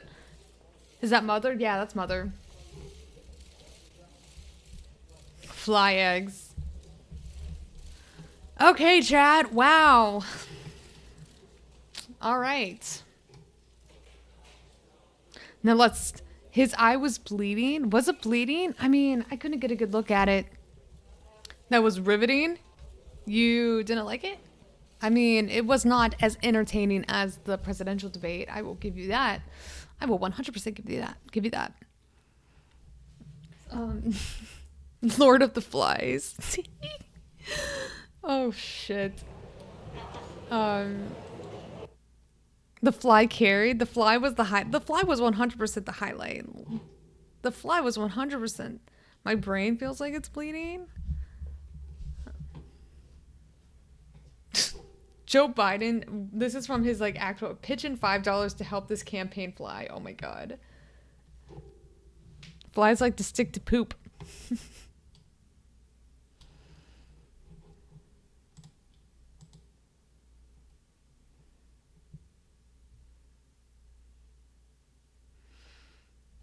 Watch it just fucking land though. Watch it land like it's like magnetic.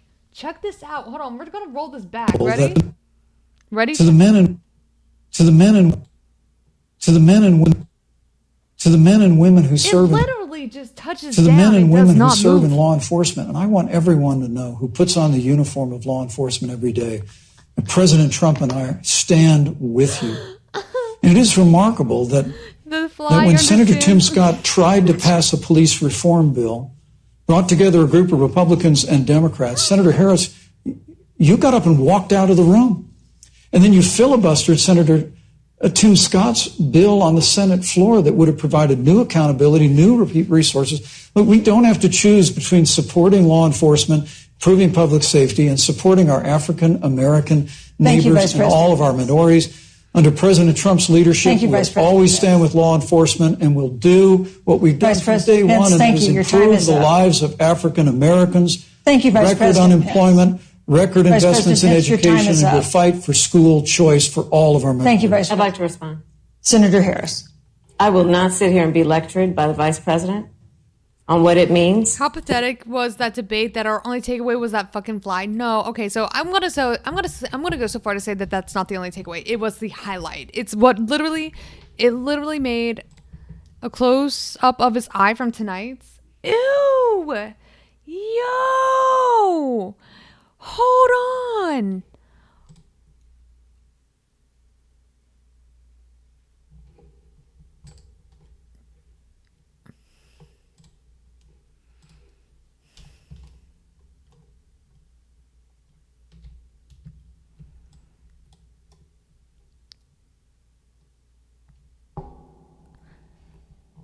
Wait.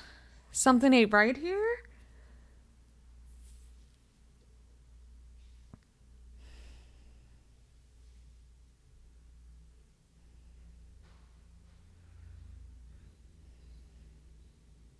He also had a bruised lip. He also had a bruised... Did Mother beat the shit out of him? Did Mother beat the shit out of him? He's a lizard? He's got pink eye really bad.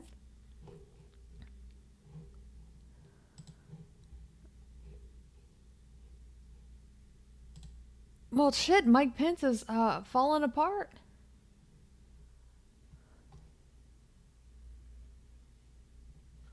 Holy shit. Something is up?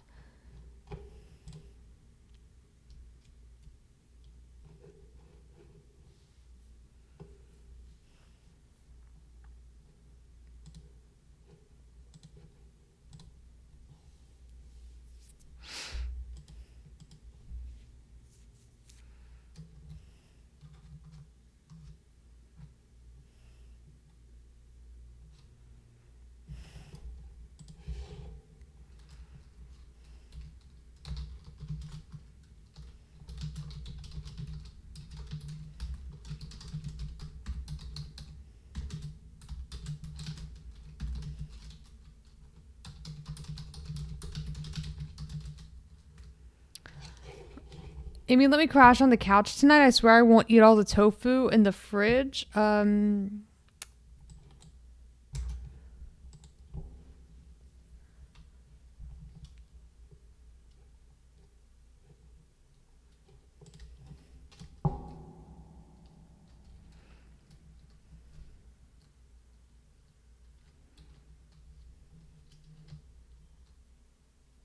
Has someone named the fly yet? I don't think so. What's going on, Vision Man?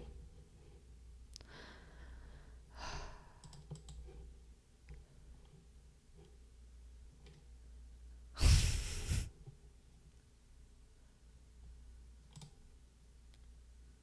that a close-up of the fly?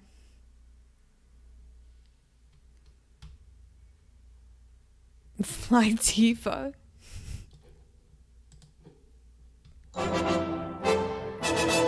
It's actually quite funny that Trump got COVID. Yeah.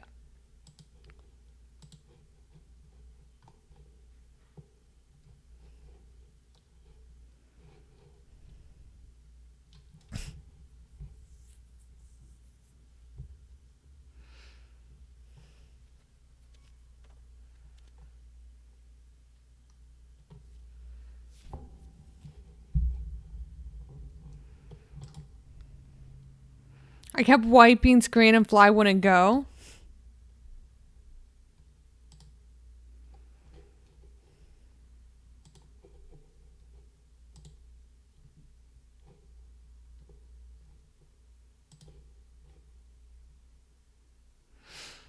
Dead-eyed lizard people? Holy shit.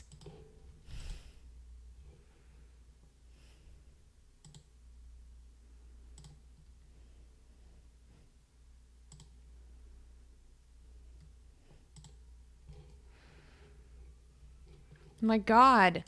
Reptilian aliens in disguise. Illuminati confirmed.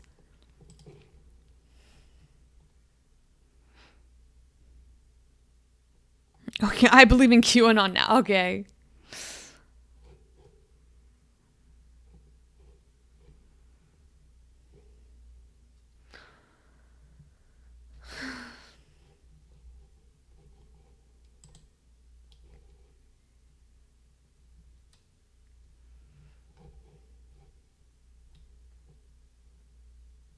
I don't believe in conspiracies except that our politicians are rotting lizard people. Do you have a link to the fly's Twitter? Let's see.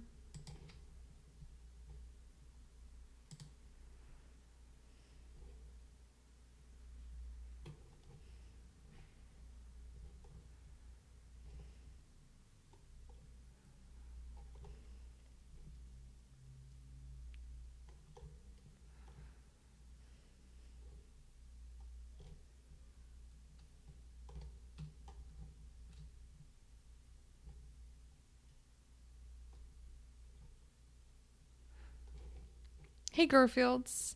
Sorry, Chad. I'm getting lost. I'm trying to find the fly's Twitter account.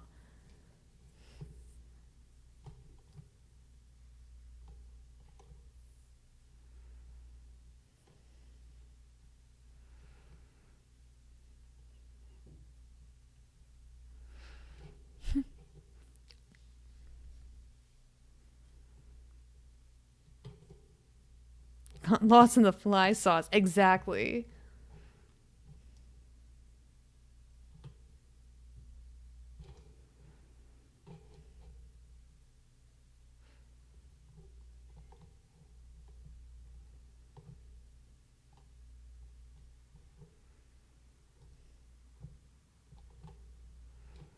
All right, so all that aside, yeah, that sounds kind of icky. All bullshit aside, if the fly ever lands on ABC3, do we all tell her to keep it a secret? I mean, I'll notice. I'll notice and I'll find it really, you know what? I'll be really surprised if y'all refrain from pointing out something that I've done wrong or something that is semi-embarrassing, because it kind of seems like half of you might get off on that. Or maybe you think that you're helping. If you're just genuinely trying to help, then thank you. I appreciate you. Thank you so much. But again, I would say that there's always going to be a small percentage of haters who frequent this chat who like to try to just put me in an uncomfortable position the way that it is based on their comments, that they would love nothing more than to partake in the opportunity to make me embarrassed by pointing out that there is a fly on my head. Tell me I'm wrong. He can't. Make some margarita pizza? Don't tempt me, but it's on Sunday, and I wish. Amy, I think you are very smart, and you have a very pretty face. That is why I'm here. Thank you, incredible Stan. Amy, there's no fly on your head right now. Thank you.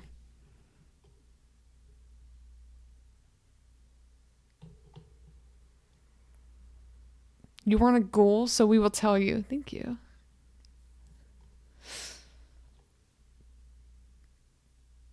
If you touch hair enough, no fly can land. True. Perfect time to ask for gifters. Hi, if there's 5 subs away from 1337. Hello, everyone who is coming in. Can we do a prime check? I mean, I don't think that was a boring debate. I'm not going to lie. I mean, there were some moments where it was kind of bland, and Mike Pence, of course, did do what I was not expecting him to do. He kind of maintained control. He tried to take over control of the debate, not to the same degree as Donald Trump, but he definitely started to, kind of lean into those Trump tendencies where he was speaking over his limits. He kept on relitigating old talking points. He wouldn't let, some conversations go. Like, he would use some time to go back to previous discussions, and that, of course, allowed him to have more time to speak on whatever the question that he was originally supposed to answer was. And I mean, aside from that and the fly landing on his head, I mean, which literally just looked like a fucking magnet, all right? And it just landed and it did not move for a solid 2 minutes, which is hilarious. But I think that Kamala Harris wiped the floor with Mike Pence, and if you think otherwise, then I don't know what to tell you. Not to say that Kamala Harris is, all of a sudden our queen that we bow down to. Oh no, she still has awful positions. In some cases, she is not in favor of Medicare for all. She is not in favor of a Green New Deal. She does have an awful track record. I was expecting Mike Pence to maybe bring up how tough Kamala Harris was on Joe Biden during the primary cycle. But again, that might have been a bad optic conversation. That's the one thing that I was kind of expecting Mike Pence to do. He did mention Kamala Harris's track record with truancy and the fact that she did lock up more Black people in her community. And she, of course, had to answer for those crimes. Thank you so much. Thank you so much, Ribsmith, for the 5 tier 1 gift subbies in this community restruction. Shearms, JG, Depresta, Marco Spaghetti. Thank you so much for the 5 tier 1 gift subbies.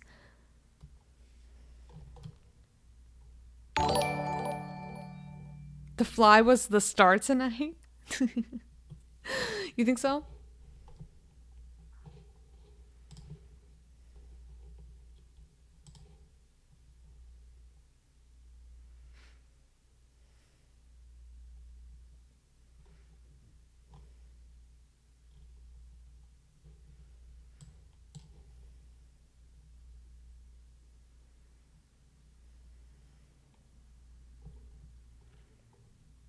So,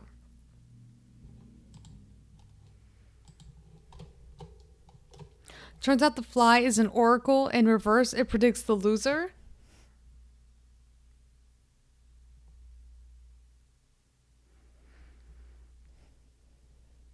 We got to ban fracking though. Okay, so the reason why I think that both Kamala Harris and Joe Biden are not in favor of calling to ban fracking right now is because it is a major industry in Pennsylvania, which is a major swing state, and some other states in the Midwest that were crucial in Donald Trump's victory in 2016. And so I do think that it could be considered political suicide if the Biden campaign did all of a sudden call to put an end to fracking.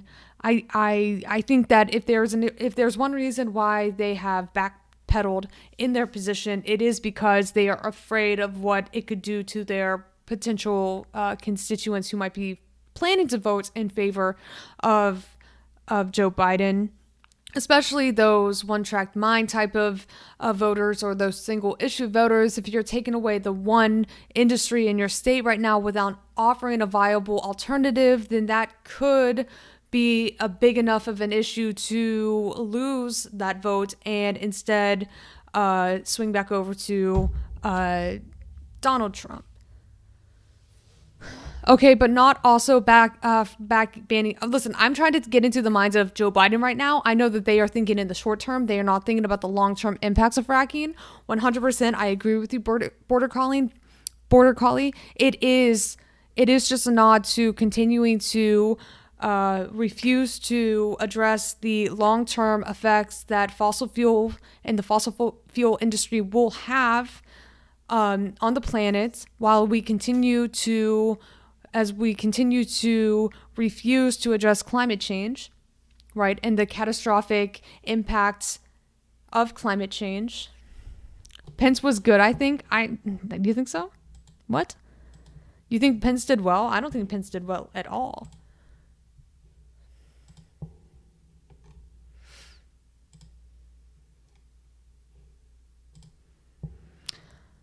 Pence, Kamala was just as bad. I don't know about that.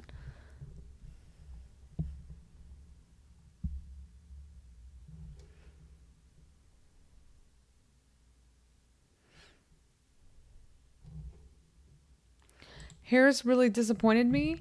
Undecided. If you're undecided by now, you're truly brain dead. Thought she would destroy Pence. I thought she did. I mean, she could have gone a little harder on a Pence. Maybe she was trying to hold back ever so slightly. Yeah. I'm surprised that people are surprised by this, but I'm not surprised at all that Kamala Harris outperformed Mike Pence.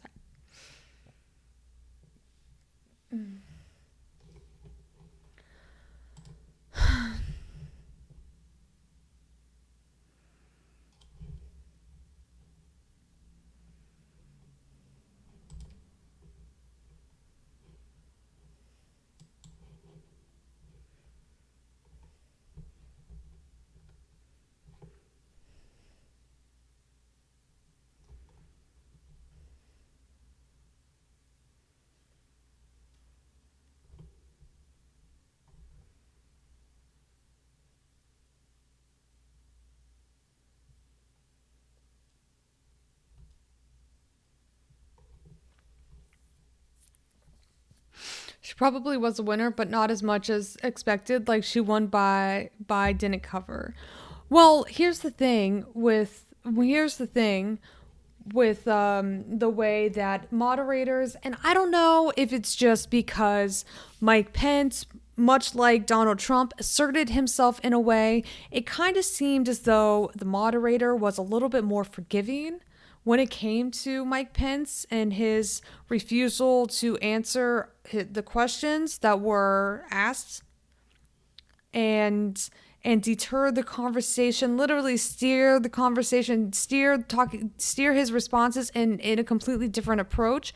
And I don't know if the moderator held his feet to the fire as much as the moderator should. I don't think that the moderator had to hold Kamala Harris's feet to the fire in the same capacity, but it kind of seemed like, once again, the moderator let the Republican candidate who was on the debate stage off the hook a little bit more, because it was the Republican candidate who veered further away from, I'm assuming, the rules of the debates, the guidelines of the debate more than the Democratic one, right?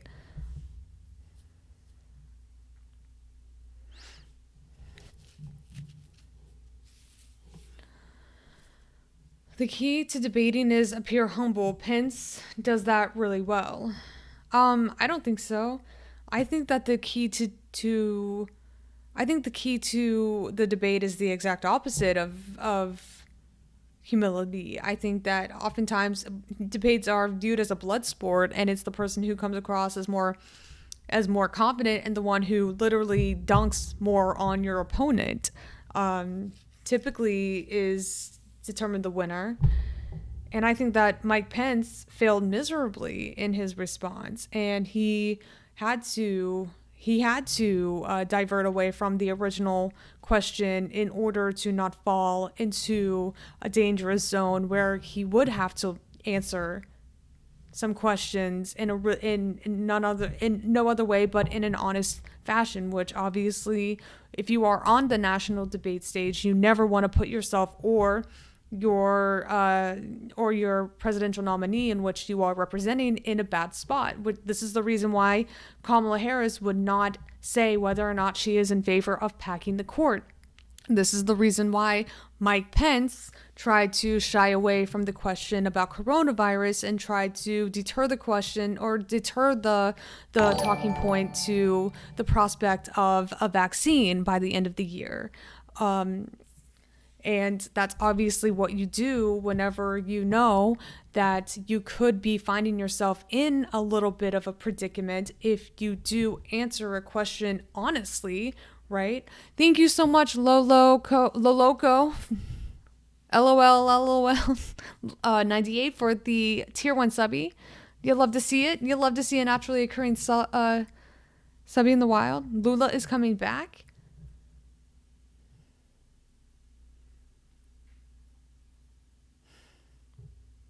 Lula's coming back. Like, yes, destroy the other guy, but do it by drawing sympathy from listeners. Well, I think that Kamala Harris does that a little bit more effectively than Mike Pence. I mean, Mike Pence brought up the prisoner of war, right? Which he really just, like, most of Mike Pence's talking points was just like the RNC, like 2.0. Vote Biden 93. Thank you for the follow. I think I feel as though Kamala Harris was the clear winner because she could provide a rebuttal to every talking point or counterpoint that Mike Pence made. Yes, Lula is coming back. What didn't you understand? Well, condescension aside, Lula da Silva is maybe somebody who is not as well known here in America. We're, talking about the vice presidential debate, and there's going to be plenty of people who are going to respond in the same way that Jay has responded with, who the fuck is Lula? Yeah, Lula da Silva. So you are the one who's... Lula is coming back.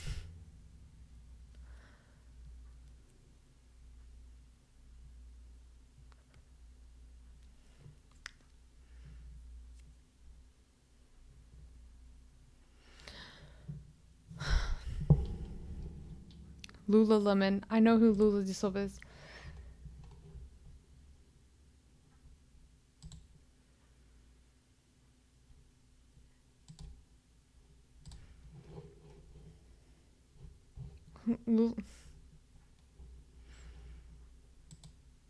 So that says, wasn't Lula fascist light? No. Campaign slogan, Hula for Lula. Lula da Silva was responsible for a major regime change in Brazil. He spearheaded the Workers' Party.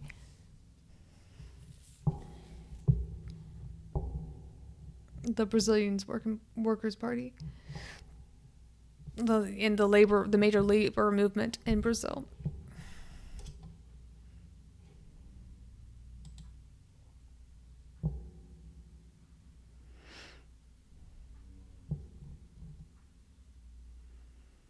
He was a socialist, like, came up through the ranks of labor organizing. Yep.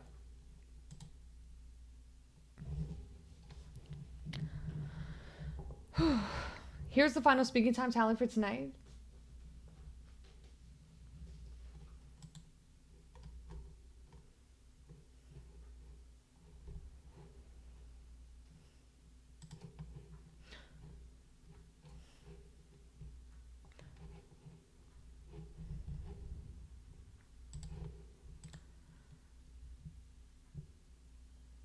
Damn. That's pretty even. All right, Susan. You didn't do so bad after all. You know what the thing is that Kamala Harris demanded. That's the one thing about Kamala Harris, girl boss, demanded that she would be given time, adequate time to respond to Mike Pence. Let's not forget about that. What do you want? The powerful can kill me 2 or 100 roses, but they'll never manage to stop the arrival of spring. All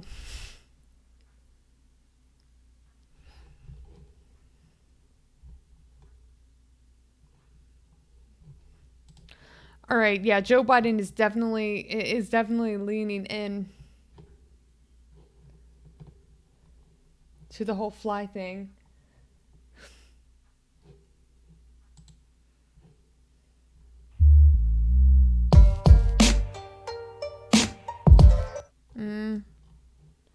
I don't know, I don't think either.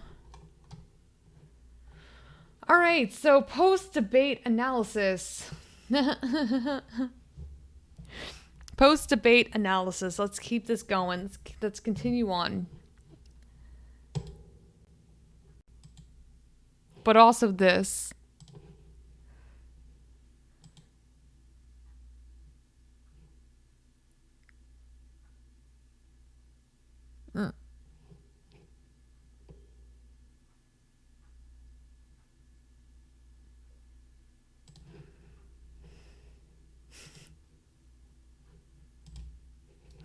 Omen versus sign. Don't do me like that. Bernie gets a bird. Yeah. That's a whole joke. Would you be able to work for or under Kamala Harris? Do you think that Kamala Harris would ever hire me?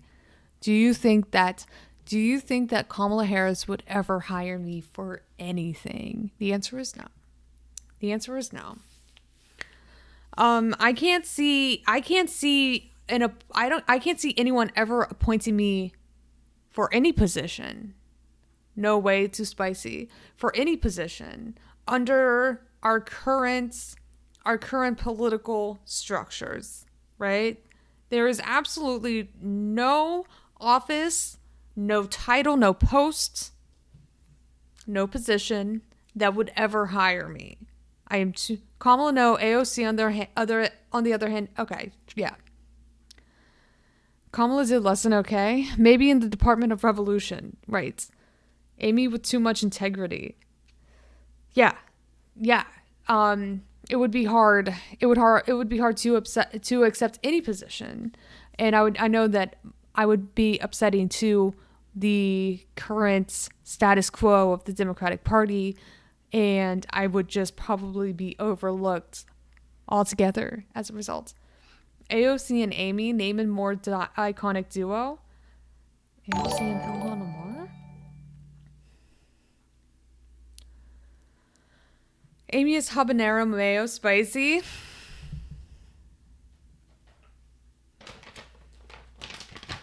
I need to buy a new bag of chili mango.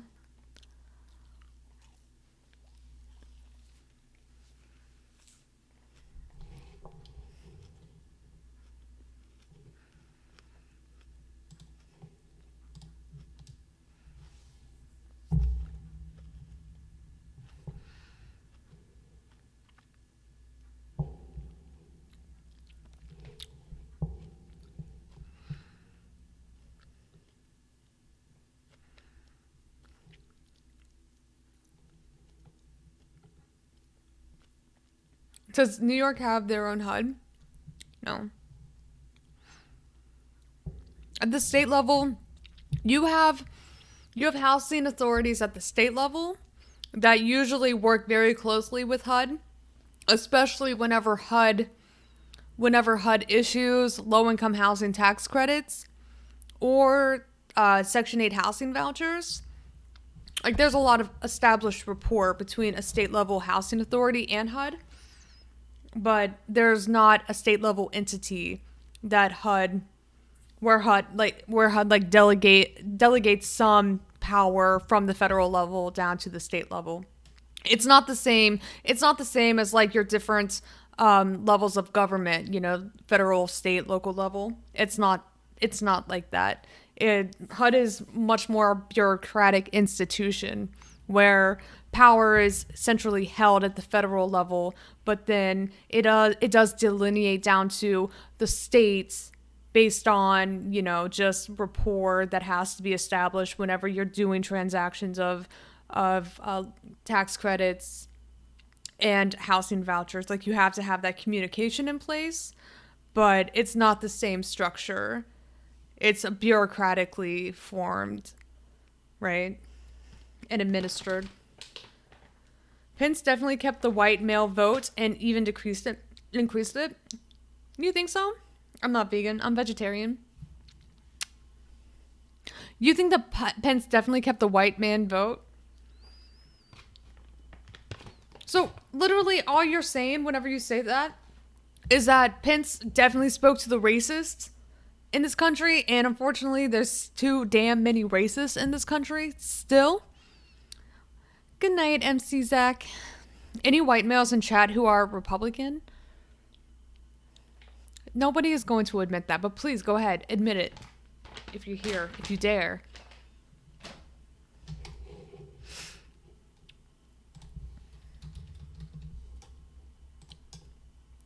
Hi, Peanutella Jealousy. How you doing?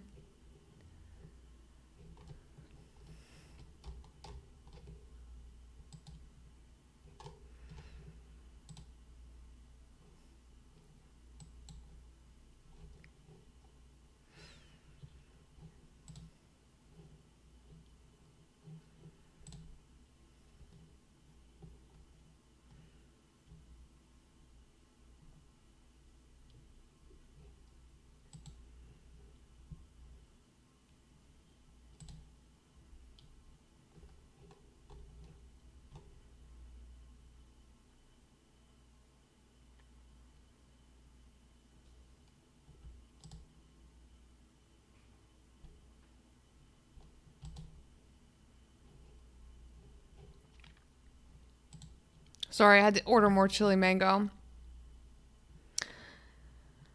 What do you think, Amy? Who won? I think that Kamala Harris won. Do I think that there were more opportunities for Kamala Harris to go for the jugular? Yes.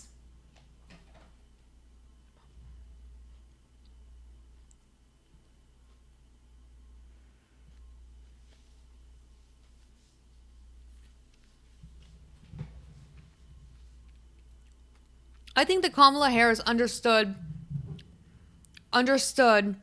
the optics and the stakes of this vice presidential debate, right?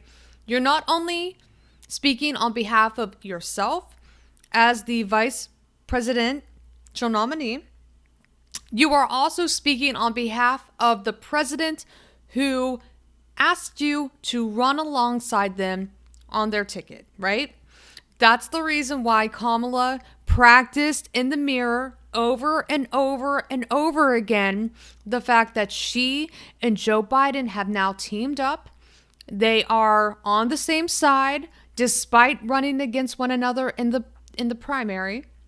Now they are on the same team, they're on the same ticket, and I think that might be the reason why Kamala Harris was a little bit more reserved. She was a little bit more careful with her rhetoric. I think the dialogue in which she used to express her opinions went through a filtering process that was would Joe Biden approve of everything that I am saying, which caused her a slight delay in her ability to, or a delay in her delivering of her rhetoric, right? I don't know what this is.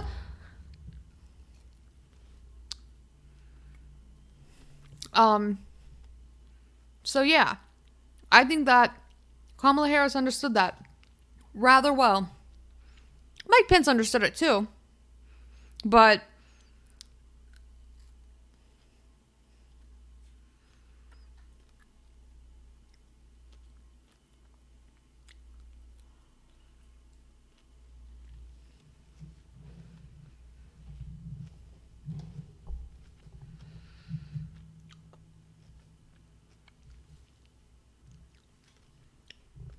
Vice President Pence dodged so many more questions than the reason why Pence dodged so many more questions is because a lot more the conditions right now, the conditions right now surrounding our economy, COVID induced financial hardship that the president is single-handedly responsible for is something that Mike Pence had to answer to. And that's a huge moment of contention, right? And because of Donald Trump's failure at every turn to do the right thing when it comes to the coronavirus, that is a lot. That's a weight that Mike Pence has to carry. Thank you so much, Loloco, for gifting a tier 1 sub to Mr. Eat Some.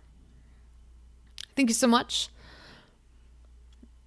He dodged less. Hey, what's going on, Oprah? How you doing, Oprah? Oh,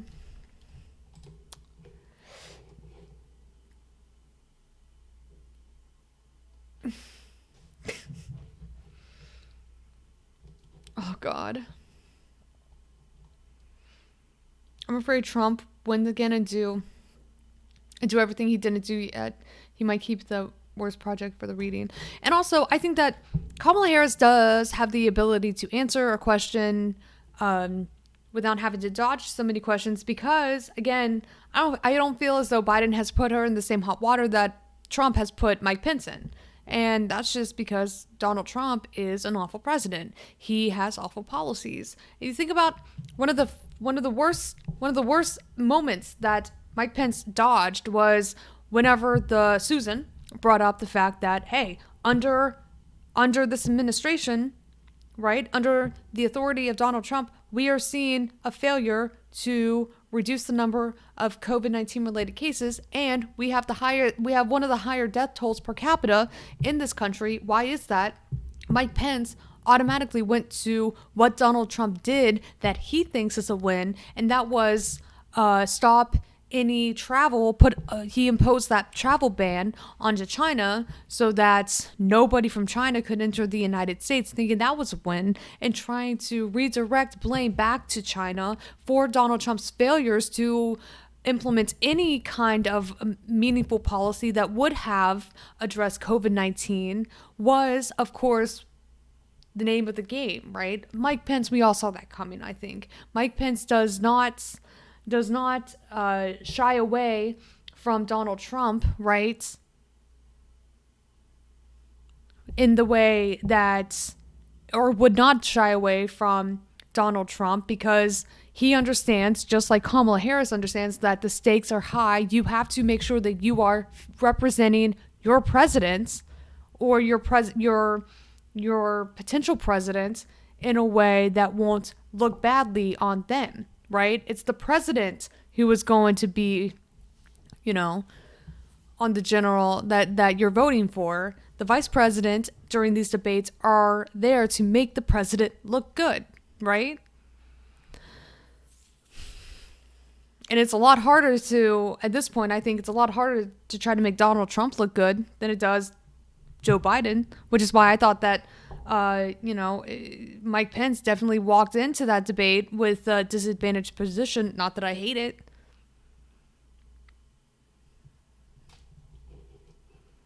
Polls like to dodge this.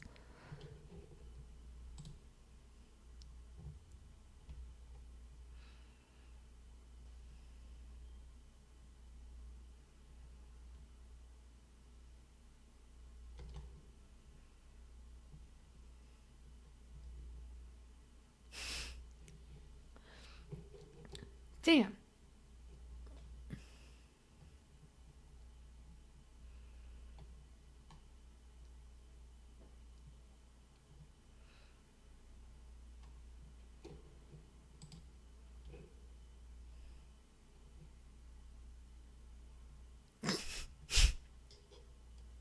Okay, this is kind of funny.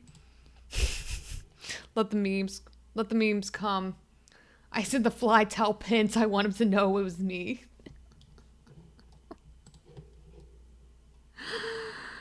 uh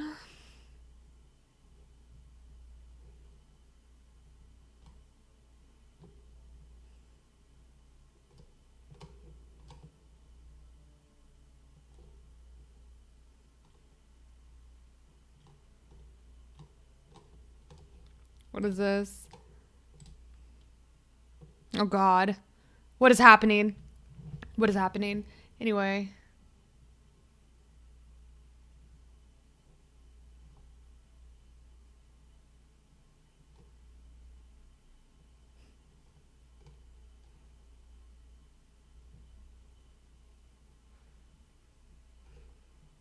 Damn, do we already have a raid? I'm doing a raid command. I'm going to do a sponsored stream tomorrow.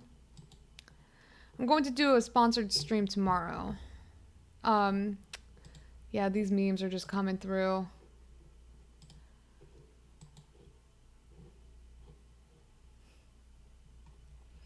So Donald Trump clearly thinks that Mike Pence was the winner. No surprise there. Raid to Ico rules? Wait, what? I'm not ending stream. I'm just saying that I'm playing raid tomorrow. I'm playing a game. Mike Pence could have used... I'm not ending stream. Raid is the video game I'm playing tomorrow.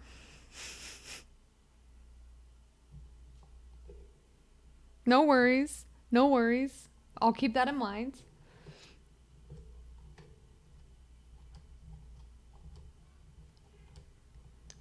Someone just yelled, "God damn it." Did you practice? No, I didn't practice. You think I'm going to practice?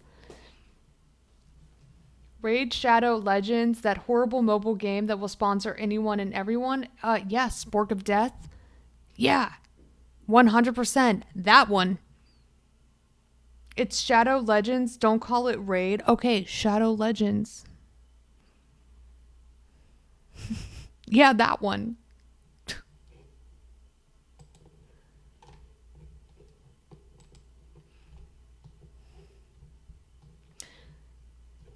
Yeah, I guess. What did you just remember? Have you ever had a sponsored stream before? Nope. Nope. What did you just remember, Alexandros?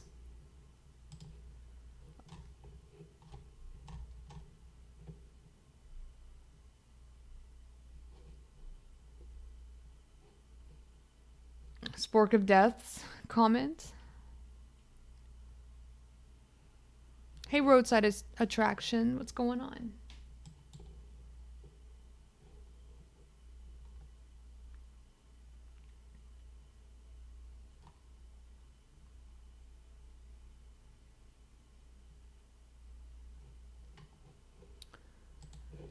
All right, so I want to get the post debate analysis. I want to know what the focus groups are saying. I want to know what the exit polls. I want to see how my responses vary, right?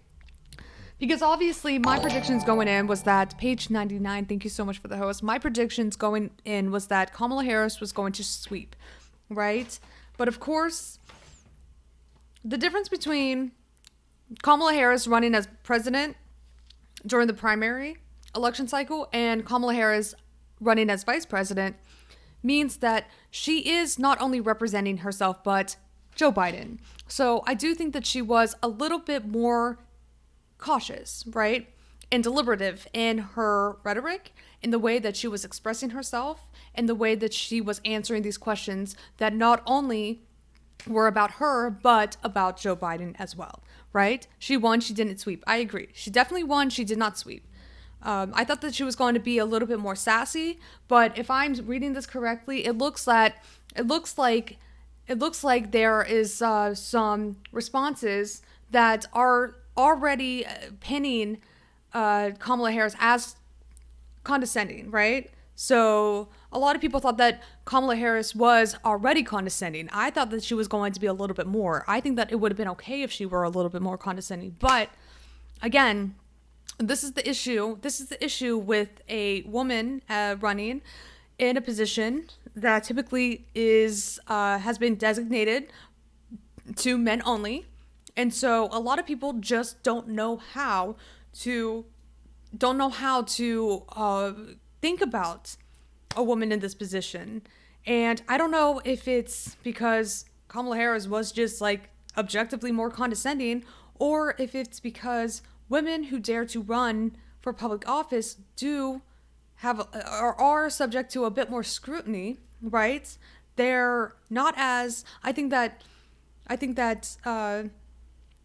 viewers and speculators are not as forgiving toward a woman running as they are a man, because a woman is a foreign concept running for office, especially one of the higher offices in this country, right?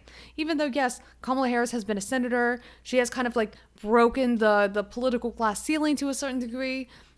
I still think that she's going to be subjected to a harsher line of questioning and a harsher line of inquiry. People are going to be viewing her through a more scrutinized lens because she's a woman. I'm sorry. Maybe I'm wrong. Maybe I'm wrong here. But I can't imagine anybody walking away from this debate thinking that somehow Kamala Harris was more condescending than Mike Pence was. You're not wrong. If you could fix one problem in the world, what would it be and why? One problem? Oh, God. Already? This is so fucking stupid. Oh, God. I'm sorry. Pence tried to avoid a lot of questions.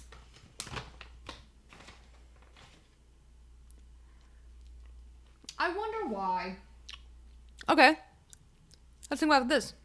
As I eat my 100th chili mango. Let's be honest. If Mike Pence would have answered half the questions the moderator asked him, don't you think that he would have been setting himself up to allow for Kamala Harris to rebut with an easy layup? Think about it. Kamala Harris was fucking thirsty to be able to throw back a rebuttal in Mike Pence's face. Mike Pence did not give her the chance by refusing to answer the majority of these questions. Right? Mike Pence did not even give her a chance. And I think he knew what he was doing.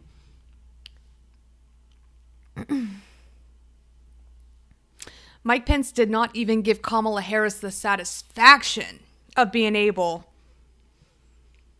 to meme him into an oblivion. Debates are produced by TLC now? What? Mike Pence sadly isn't an idiot. Yeah.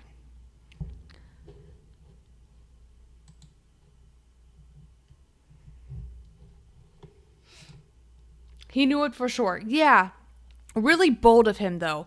Really bold of him to call out the one time that Kamala refused to answer the question of whether or not she was planning to pack the Supreme Court. Remember, this was a question asked by Mike Pence. This was not a question asked by Susan, the moderator, if I'm not mistaken. Maybe I am. Maybe I do not recall correctly. But let's think about that. Mike Pence took over control of the situation, asked Kamala Harris to answer a question that was not asked by the moderator. Kamala Harris did not answer the question, nor did she have an obligation to, and look how quickly he was able to gain back control over the narrative, right? Yeah, it was snoozing. Oh, did Susan ask it? Okay, never mind. My bad. Okay, yeah, so Susan did ask the question originally. And then whenever Kamala Harris did not answer it, Mike Pence was like, hey, answer the question, which Kamala Harris never did that. Kamala never did that. Not to the same degree that Pence did. I wonder if Susan was the most used word. Oh, by Mike Pence? Maybe both of them. Probably. Y'all saying Susan so much reminds me of Monsters vs. Aliens. Monsters vs. Aliens. Why is the color of that Dorito so strange? It's not a Dorito, it's a chili mango. We're not necessarily malting, not really.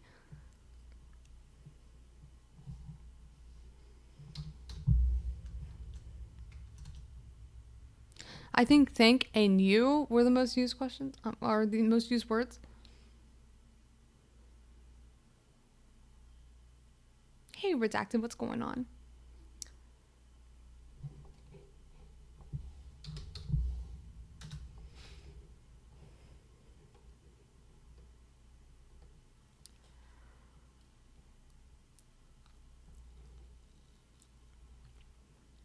It is delicious. I love them. How did they convince a chili and a mango to breed? Have you ever had chili mango? If you had, you would know it probably wouldn't be too hard.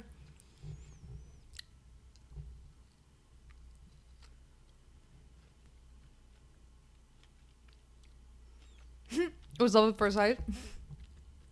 I'm so confused over the fracking issue. Doesn't that pollute the ground? Yes, and it causes... Not only does it pollute the ground, it also causes earthquakes. It causes earthquakes like in the middle of the country, which is unheard of. So yes, it 100% has immediate and long-term environmental impacts, right? It causes long-term effects in the short and the long term, right?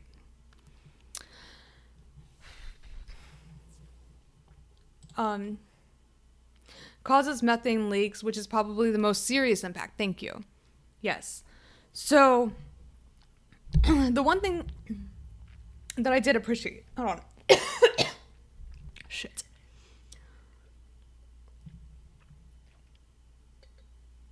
The one thing that I did appreciate was when Mike Pence tried to make it seem like Kamala Harris was like the Wicked Witch of the West because she at least seemed to care about the environment because she was a little interested in the Green New Deal or addressing climate change. And you could see like the shit-eating grin on Kamala's face. Like, you know, like this obviously is not going to come back and look badly on me. Like it's being on the right side of addressing climate change is historically going to be the better look, right? And Kamala Harris knows that.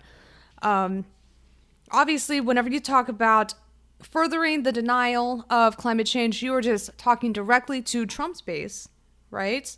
Trump's base, just the vast majority of who is left in this country of climate deniers would be like pretty much every single person who is planning to vote for Trump anyway, right? So trying to vilify Kamala Harris because she is at least interested in implementing some provisions of the Green New Deal that would, you know, take away the jobs of some fossil fuel industries, right? Did not look good for Mike Pence whenever the moderator was like, oh, speaking of which, you are coming across as vehemently against climate change policy. Let's talk about climate change and the impact of climate change and what it's going to do to our planet if we do not address it. So that did kind of make Mike Pence look like a fucking idiot, right? Mike Pence did not look good. If you are going to deny climate change, then you are essentially putting us in harm's way as an entire planet if we continue to refuse the science, right? And that was brought up too. The science that is indicating to us that if we do not act 10 years ago, we are going to see catastrophic, cataclysmic damage that cannot be done, that will be irreversible. And that was the segue that if somebody was paying attention would have put two and two together. I would hope that, yeah, Mike Pence is going to sit on his hands and not do anything. And at least while our planet continues to burn, at least Kamala Harris is willing to make a smooth transition and holding on to the fracking industry for the time being so that you're not losing that share of potential voters, you know, while continuing to at least show that you kind of give a shit about the future of this planet by acknowledging that climate change is real and that we have to implement some policies that can be adopted from the Green New Deal to address the severity of climate-related crisis, an existential threat, damn it, to everyone, not just the United States, to everyone. Existential. Okay, chat. You can dogpile for the existential. Go on. Get it over with. Go on. Come on. Come on. Eggs? Eggs essential. Eggs essential.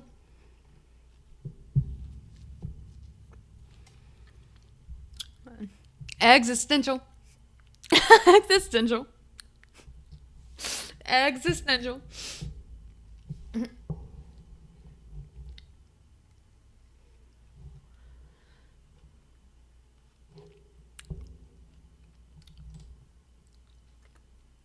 No dogpiling. We think you're pretty. You're pretty fly. Thank you, Justice Warrior. Say that to all the other people who are taking the opportunity to make fun of it. I said you could. Get it out of your system. Get it out of your system. Get it out of your system. Existential. Existential.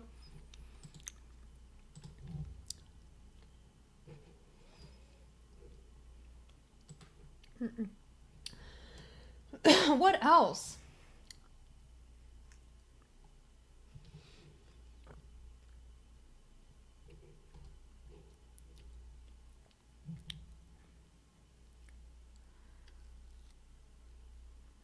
Is that one of those mango hot chips? They're not as hot as they're not as hot. But yeah, they are like mango hot chips.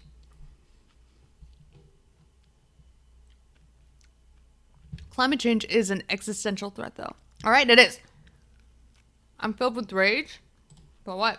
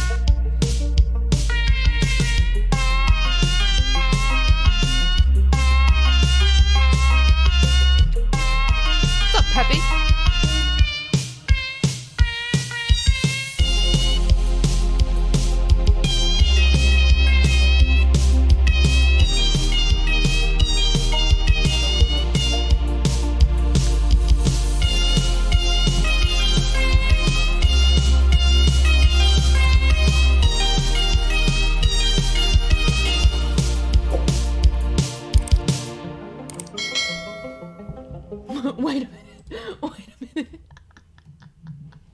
Wait, go back. Go back. Need this.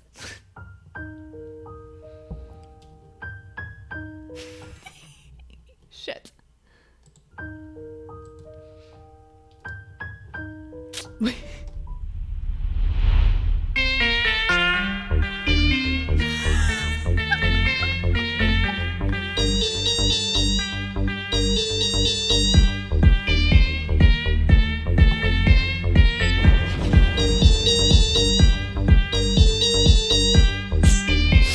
Oh god, is this against TOS?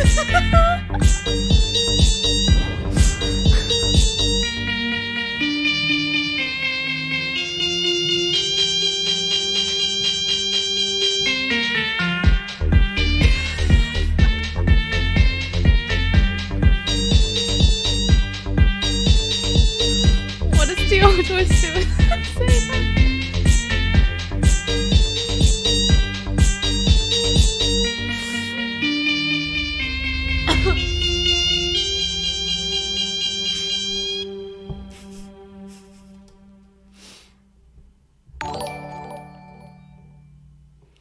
Okay.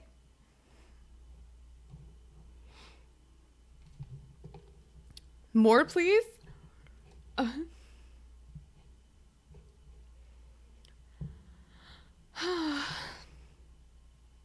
Click to cast good vibe spell. What? Beautiful? Okay, what's going on, Joy Adjacent? That ruled? Yeah, that was pretty amazing, if I do say so myself. I'm kind of interested to click on this to cast a good vibe spell. You know how I feel, Chad, about spells. I think they're kind of weird. But, I mean, if it's a good vibe spell, then I'm gonna do it.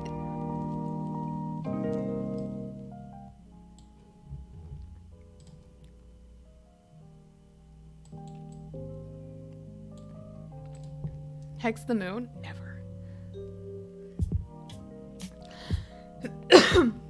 Got another banger for my wedding video? Getting married in 2020?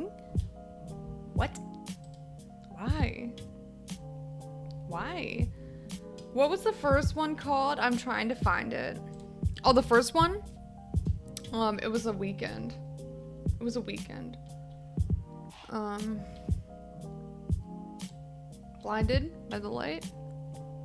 Wait, we have it. It's a command. Mods? Hey, mods. It's a command, right? I believe it is. I can't believe it took like 10 minutes for the Biden campaign to start selling merch. Start selling a fly swatter. I mean, obviously. Contractual obligations encouraged by diamond companies are sexy. No, absolutely not. Please. No, I don't like the idea of, like, I don't know, enabling like a very antiquated institution that's historically been incredibly exclusionary to continue on with like its capitalistic, like money-making profit motives. Like, I think it's kind of icky. I think we have progressed past the point of weddings, right? Or at least the social pressure of weddings, right? I don't know, but at the same time, like, it's totally your prerogative. It's totally your prerogative, I guess.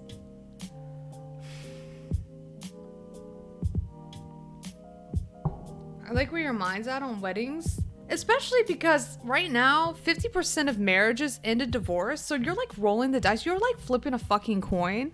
Like, is this like $30,000 party gonna be worth it in the end if I'm just gonna be divorced in 5 years? I don't know. It just all seems kind of silly. Tired, weddings, wired, eloping.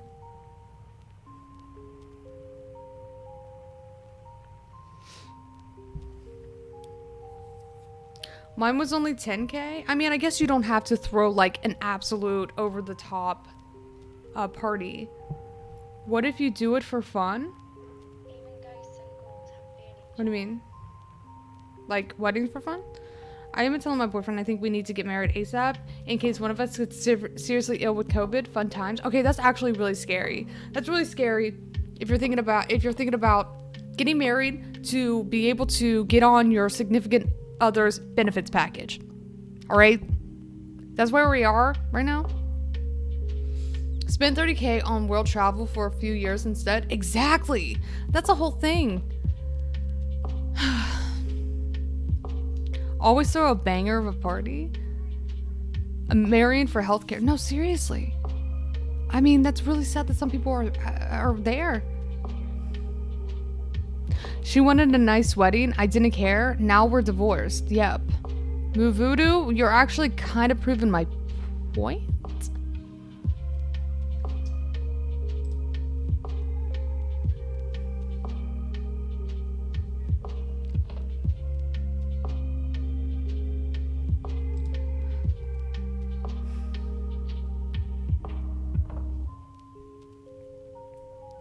Rip. I want to get married to my spouse. Can't be forced to testify against me in court for all the arsons in a video game. I saw that episode of Shameless. I wish they had domestic partnerships in the US.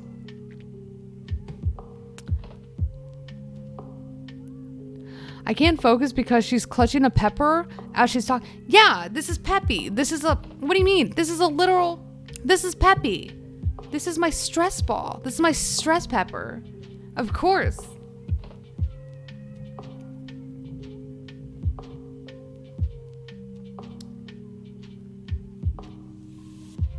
It's helpful.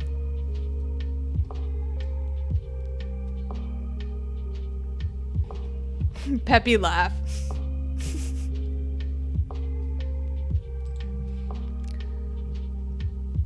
What? Like you've never seen a stress Peppy before? I thought it was real. Everything is a lie. Wait, you thought? Wait a minute. Oprah. I'm so sorry. I'm so sorry. Just to clear up any confusion, this is not a real pepper. I am not holding a real pepper. This is a stress. It's like a stress ball in the shape of a pepper. Wait, I can't believe you thought it was like a real. It's a real pepper. It's not as. I was actually stressed. Ironically. Oh, I'm so sorry. I am so sorry. Oh God, I'm so sorry. Oprah really thought that I was holding a pepper.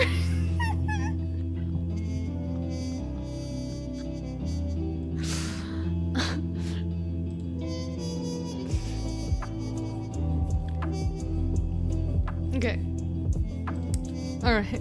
Why are you anti? I'm not anti-pepper. Absolutely not. Peppygate.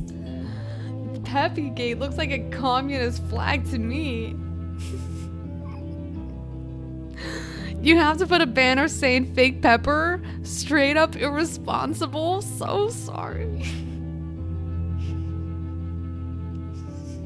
I can't believe you thought that I was just holding a pepper.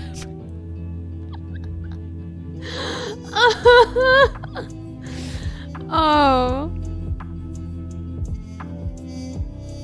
The sickle pepper? Okay.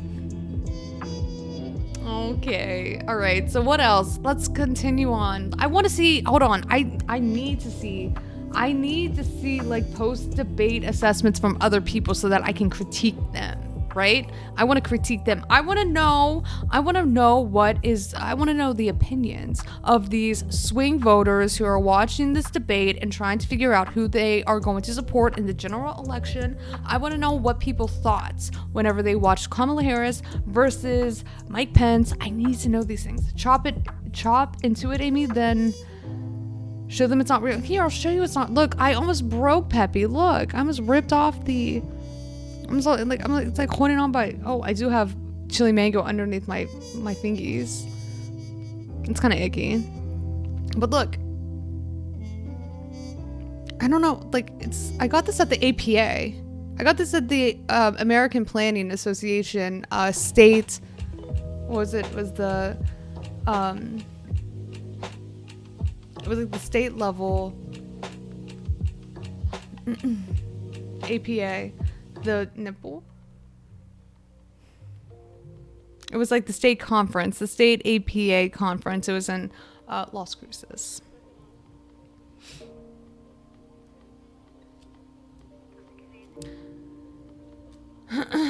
You got it from a place that hates peppers? No, like Las Cruces is actually known for like their chili. The growing of their chili. To ward off the evil eye? What? Alien tongue?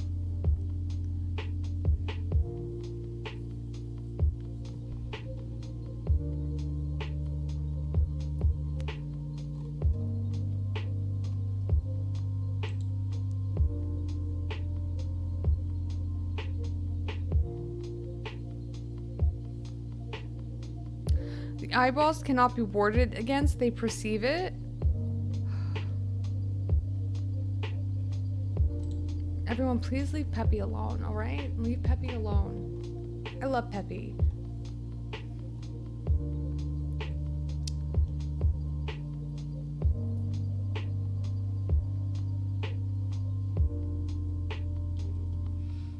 I just think it's funny that Oprah really thought that I was gripping. Thought that I was gripping like a real pepper.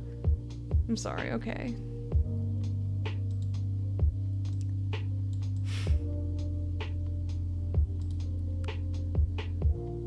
Large crown Italian horn. What is this? What is this?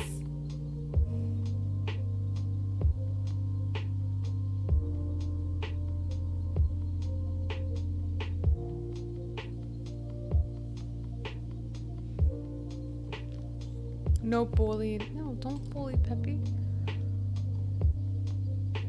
Oh, the large, I guess it does kind of look like this. They say the bigger the better, which is why we offer this large crown Italian horn in addition to the standard size Italian hornlet, which is often used for keychains. It's considered a sign of good luck and fertility or strength. Virility. No, that's virility. As well as protection from bad luck and a symbol of good luck.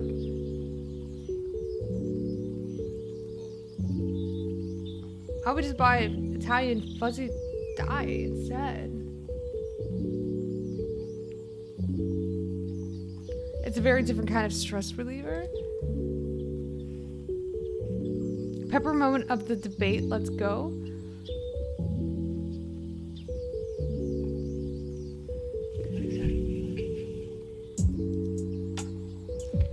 Thank you. Thank you, Jay.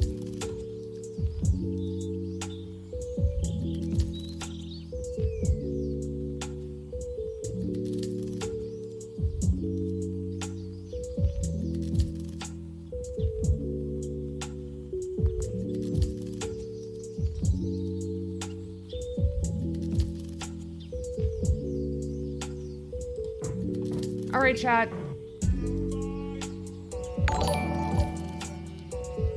Dire Pans, thank you so much for gifting a tier 1 sub to the Mighty Gus. Thank you. All right.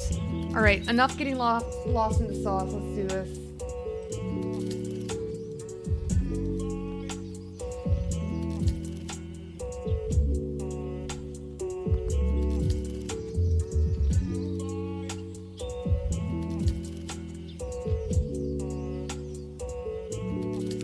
Top White House security has been rushed to the hospital in grave condition with COVID. Just breaking. Nobody should be surprised. Nobody should be surprised. Literally, whenever Donald Trump, 3 days into his COVID diagnosis, takes off his mask and then puts however many people at risk, don't raid off. Stay. What? I'm staying. Why? What do you think I'm going?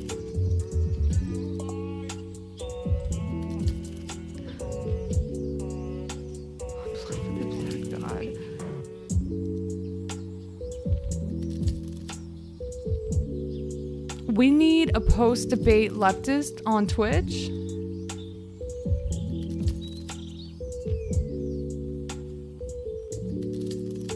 All right, well. Okay, moderate failed again in this debate. Talk about it. Okay, moderator failed once again in this debate. So, the moderator, okay, so I already kind of talked about this. I'll bring it up again. The moderator failed, I think, because the moderator, Susan was much more forgiving toward Mike Pence in allowing Mike to refuse to answer questions and then allowed him to talk well over his designated time, right? Susan tried her best. Go easy. All right.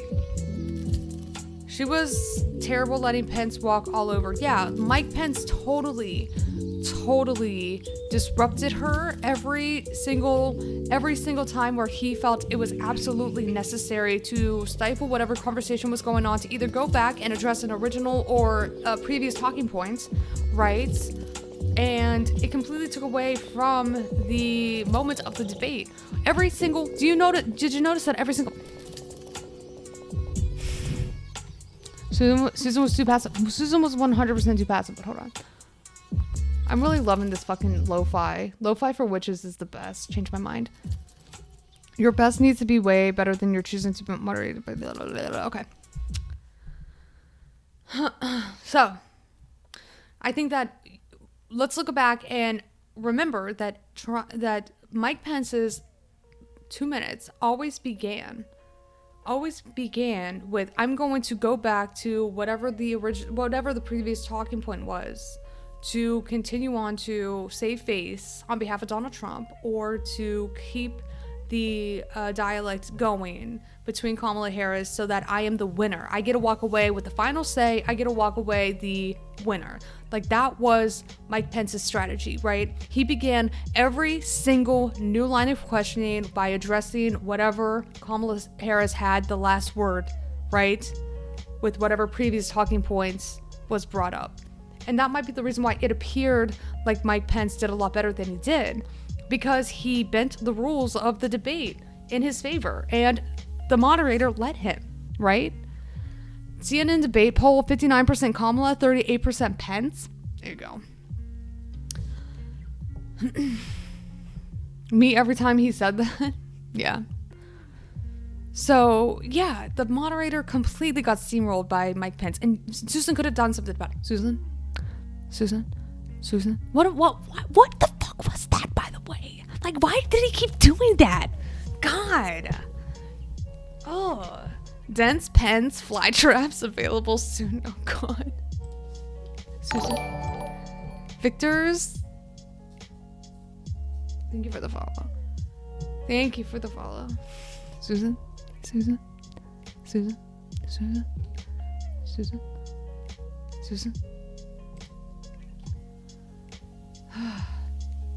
Okay. Yes, queen. The real queen. Brianna Joy Cope. I, for one, don't think it's cute that Scalia and RBG were friends.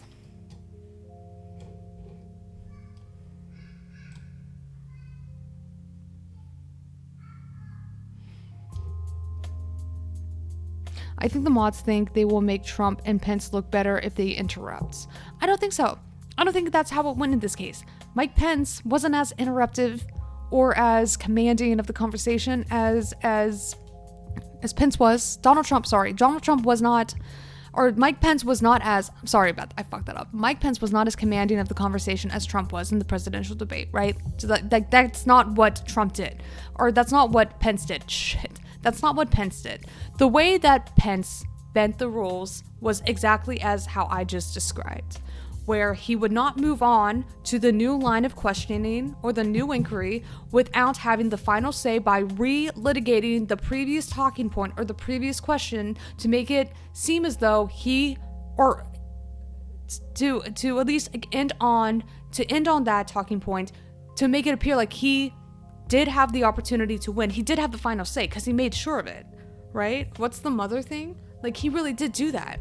He ensured that he had the final fucking say on every single inquiry because that's how he decided to use his time, right? And the moderator let him. The moderator could have said, so here's the thing, whenever you are the moderator, you can interrupt. And the moderator interrupted Kamala Harris, I think, more than Mike Pence. The moderator could have said, hold on, because the moderator did that. Whenever Kamala Harris was talking about police reform, right? The moderator was like, you've already talked about that, move on. So the moderator Susan did not have any qualms with interrupting Kamala Harris. She could have done the same thing every single time that Mike Pence decided to open up his 2 minutes by readdressing the previous talking point, and she didn't. Bully the moderator? It's not even the bully the moderator strategy. It's not bully, I mean, it's using whatever strategy necessary to make it seem like you are winning the debate. The moderator has the ability to control the flow of these conversations, right? And the moderator did it more so, I think, with Kamala Harris than she did with Mike Pence. Tell me I'm wrong, chat. They needed to change the debate format, put them together in a room, and let them talk to each other for 3 hours.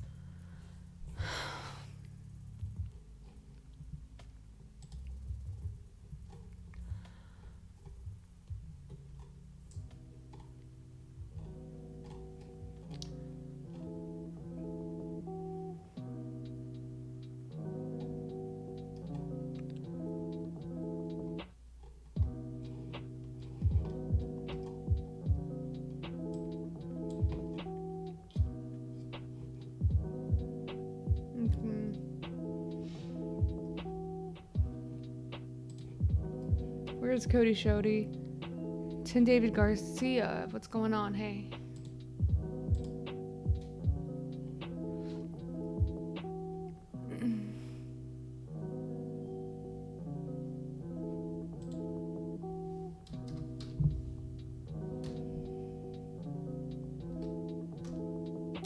All right, you want to do Cody Shody? They would only agree with the center-right host Joe Rogan.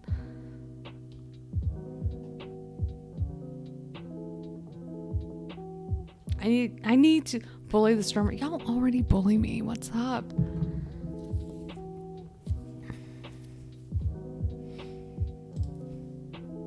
I need to stretch my leggies. It's actually quite funny that Trump got COVID.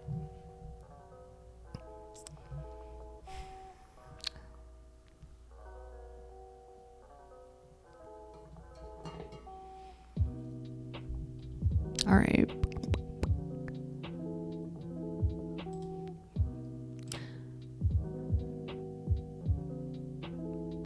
What's going on, Fields of Blue?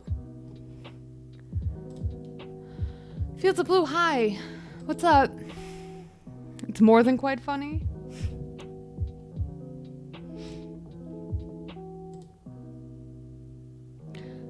That debate gave me an aneurysm. Why so, Fields of Blue? Why so? I mean, tell me. Never thought about ASMR content, by the way. I think you kill it. It could even mix in the subliminal housing content. I've never thought about doing ASMR. Not really. How so? I got a raspy old voice. I mean, I know that much.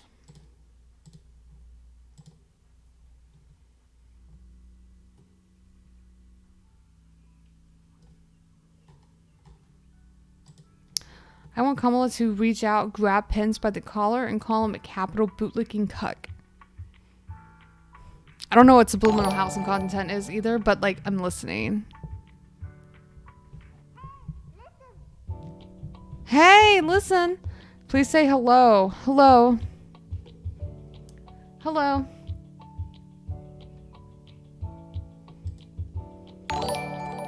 Kamala is also a capital bootlicking cuck too. Yup.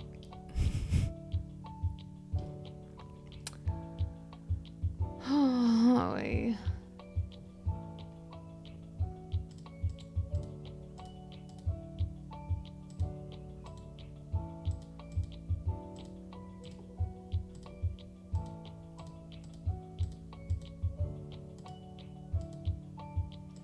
I do like that there was a point when Kamala Harris was really trying to scold Pence, like really trying to scold Pence. You remember, chat? And you remember by calling him by his full name, you know that she meant business. When Amy stretches her lungs, I always have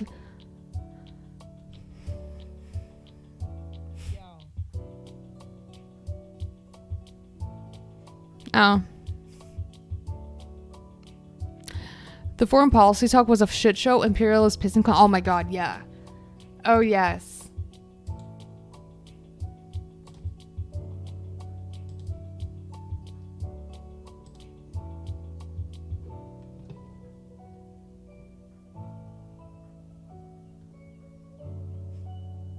What was that? Michael Pence. Yes. Kamala Harris did at some point call Mike Pence by his full name, Michael Pencil. Do y'all remember that? Do y'all remember that? Was that about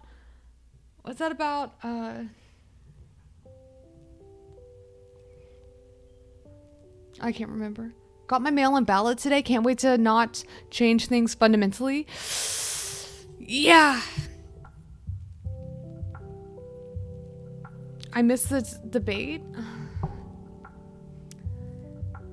Slept through most of it. I mean, it's true.